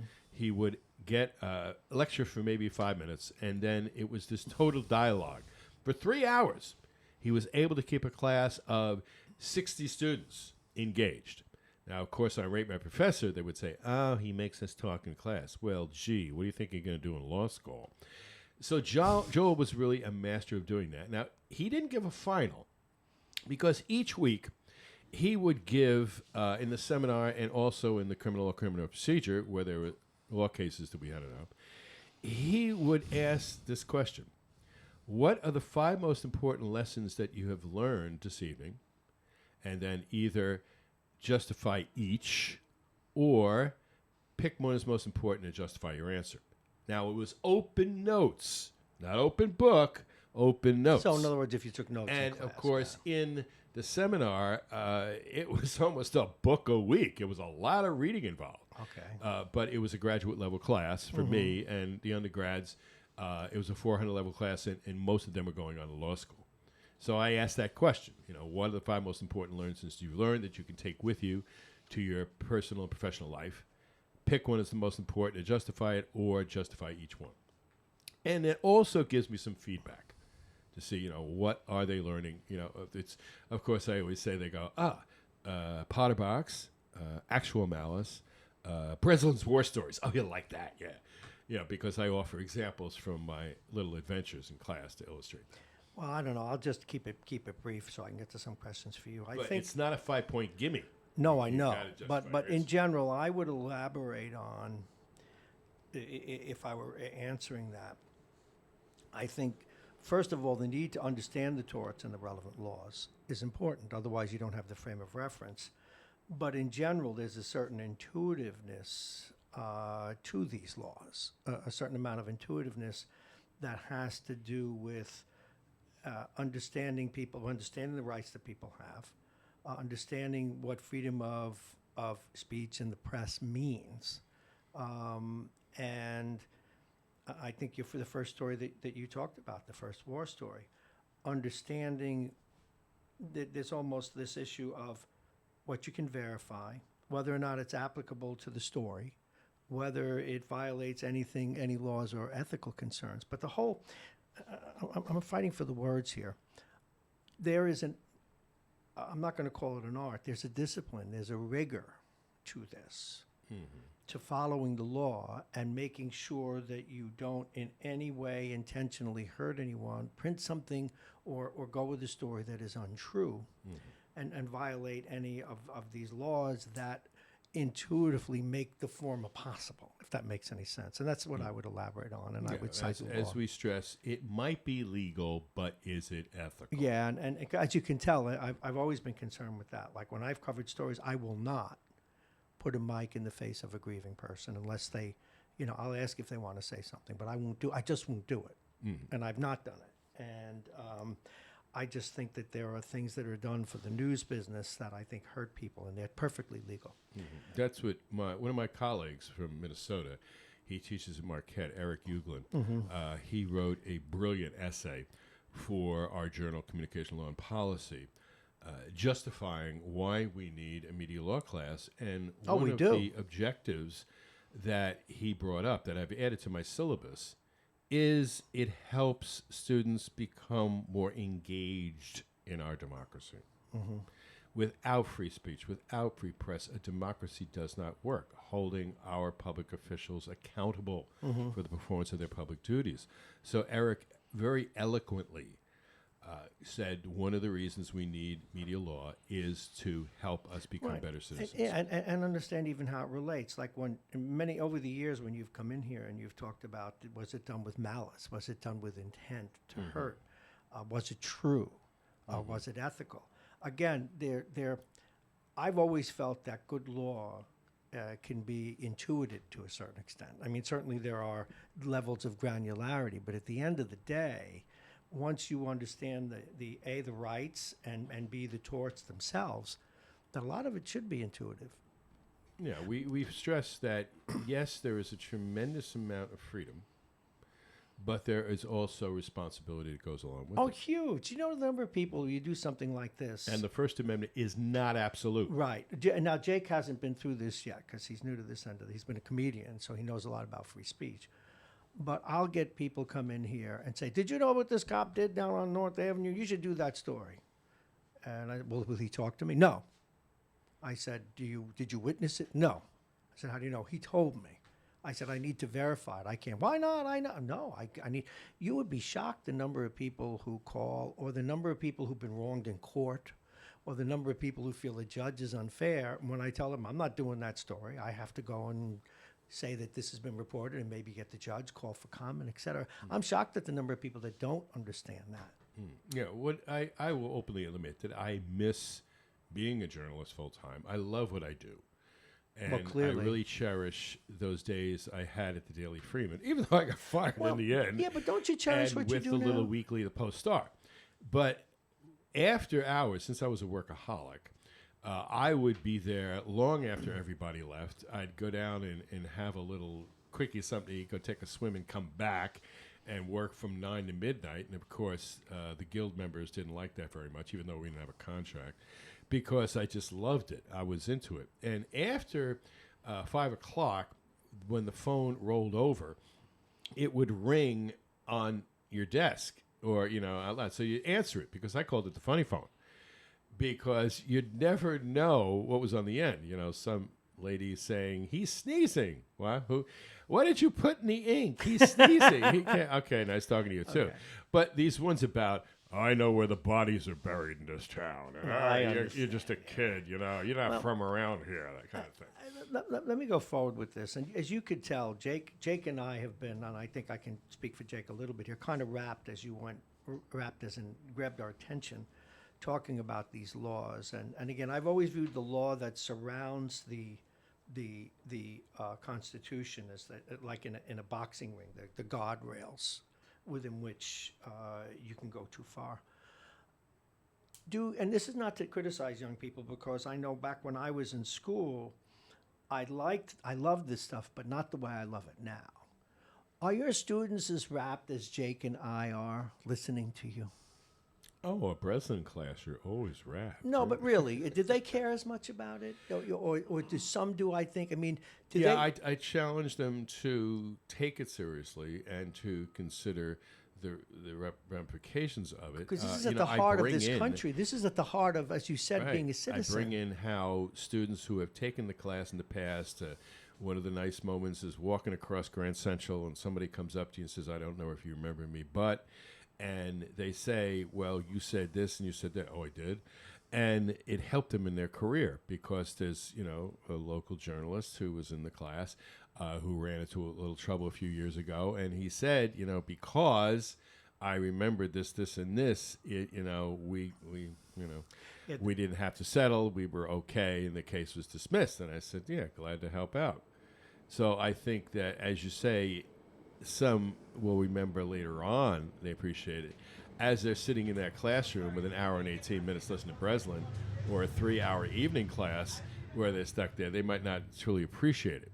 But I think that the majority do see the value to understanding the First Amendment from the legal and the ethical perspective. It's funny, apropos of this, we got a call from a regular caller today, Tom from Pelham, and forget his political position on it, but he found himself being wrapped by the arguments being made in the impeachment trial. I remember back in the days of Watergate that I, in my office, had the transcripts stacked up to here. Again, apropos of that, you mentioned not Alito, but Scalia. Remember Antonin Scalia? Occasionally on YouTube, you can go and watch those so-called moot courts. Those things are fascinating. To love the law and the language at the same time. How common is it that people don't appreciate it until they're older? I mean, if I could, I'd go back to school now just to enjoy it. I don't know. Maybe it's the fact that you got to study it and memorize it and put it on an exam. Yeah. I was in the seminary. We studied philosophy. And at the time, I was moaning and groaning about it, because nobody made me go. I went on my free will, very proud of what I did in those days. I chose another route. My dear mother once said, philosophy's good for you. Yeah, you ain't studying it. No, it helps you understand how people think. Yeah. And she, in her motherly wisdom, was absolutely right. So now when I look back, I was like, well, I wish maybe I had read, a little bit more of that stuff. Yeah. And I still have the mimeograph notes from the two-part ethics and the two-part metaphysics from one of the most brilliant professors I had, Father Joseph Oppitz, that his outlines. And he said, my outlines should be published. I wish they were. So I still have them, and they are very useful in reviewing. And then a little bit on the history of philosophy that we had. But the problem with the way that philosophy was taught, with in due respect to my professors who have passed on, was, as one of my colleagues who is a philosophy major, and he has the master's in philosophy and undergrad, far more eloquent in the field than I will ever be. He says it's the great man approach, or the great person approach, of worshiping the philosophers as God. Yeah. And so the approach that we had, and of course, I'm not cutting them down, I'm just reflecting how many years later, would be, okay, here's what Kierkegaard says. This is what the church says. And this is what's wrong with Kierkegaard. Okay. So you would go upstairs and you would memorize the answer, come down, spit it out, and get the A. Whereas you never read anything of Kierkegaard unless you did a term paper on Kierkegaard. Right. And again, in due respect to my colleagues, I'm throwing the guys under the bus here. I don't know if many of my classmates did it, but there was a collection of term papers.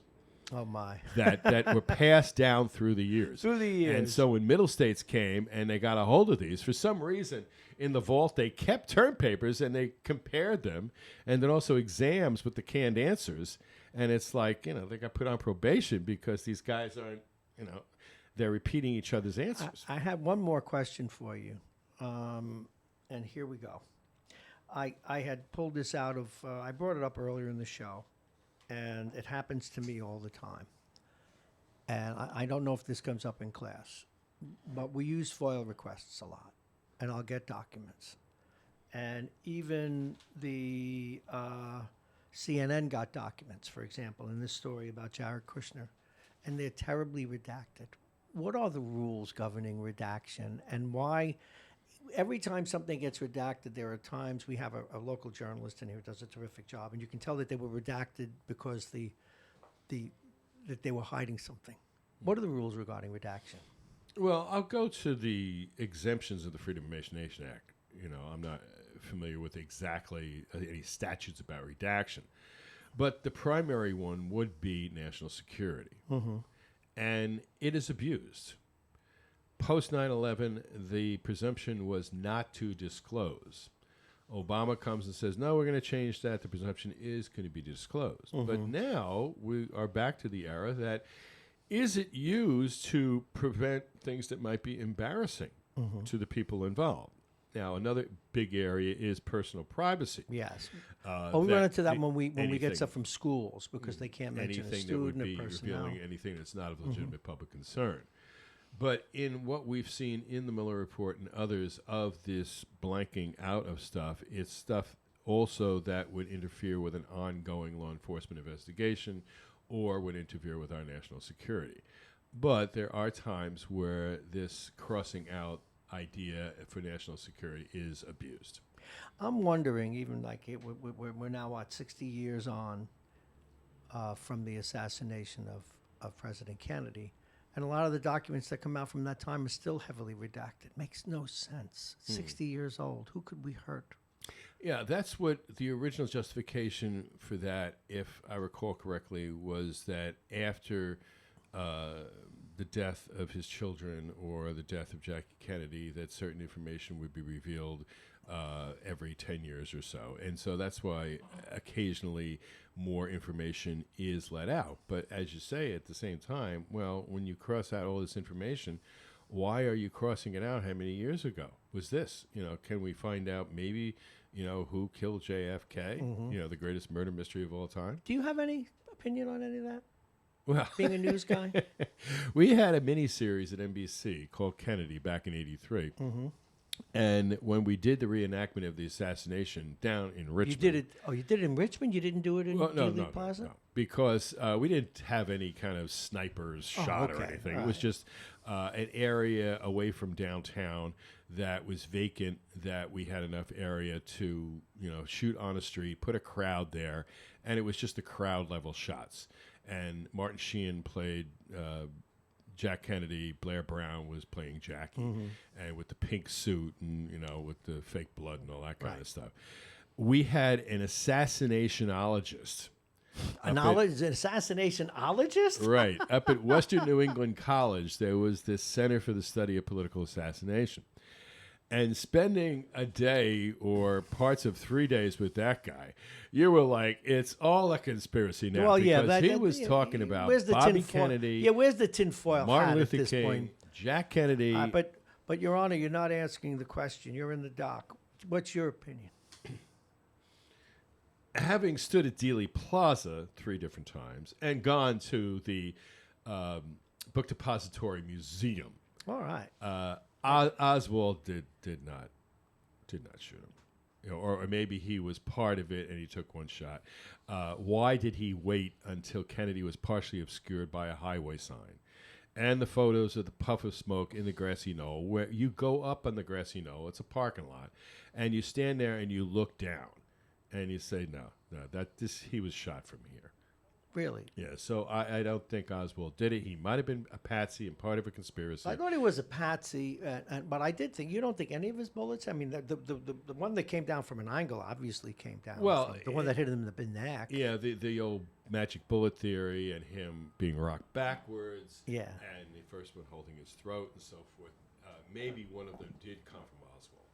But, when they did the CBS documentary where they did the thing with the car on the railroad thing, and the guy on the tower, and how many snipers did they have to get, or experts, to make those 3 shots with that gun and pull it back, he didn't. Oswald made it took 1 shot, but I don't think he was the primary assassin. To be continued. Doc. And we will never know. You wound up spending a little more than an hour. It has been terrific.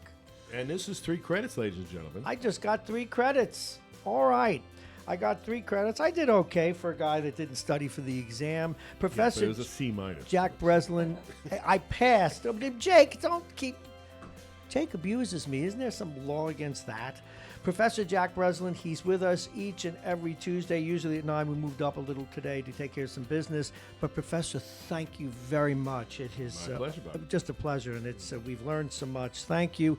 Couple of messages for you folks. So we will be in the next few weeks heavily reaching out regarding advertising. If you're interested in advertising here on Radio Westchester, call us at 914-727-2726. That's 914-727-2726. We've set it up with some operators. They'll take your calls. 914-727-2726. Very reasonable rates. Many of you have already expressed an interest. We'll be reaching out to you as well. This is the conclusion today of Mornings with Bob Marrone. I am he. This is Radio Westchester, the radio station at the train station, and we will see you tomorrow.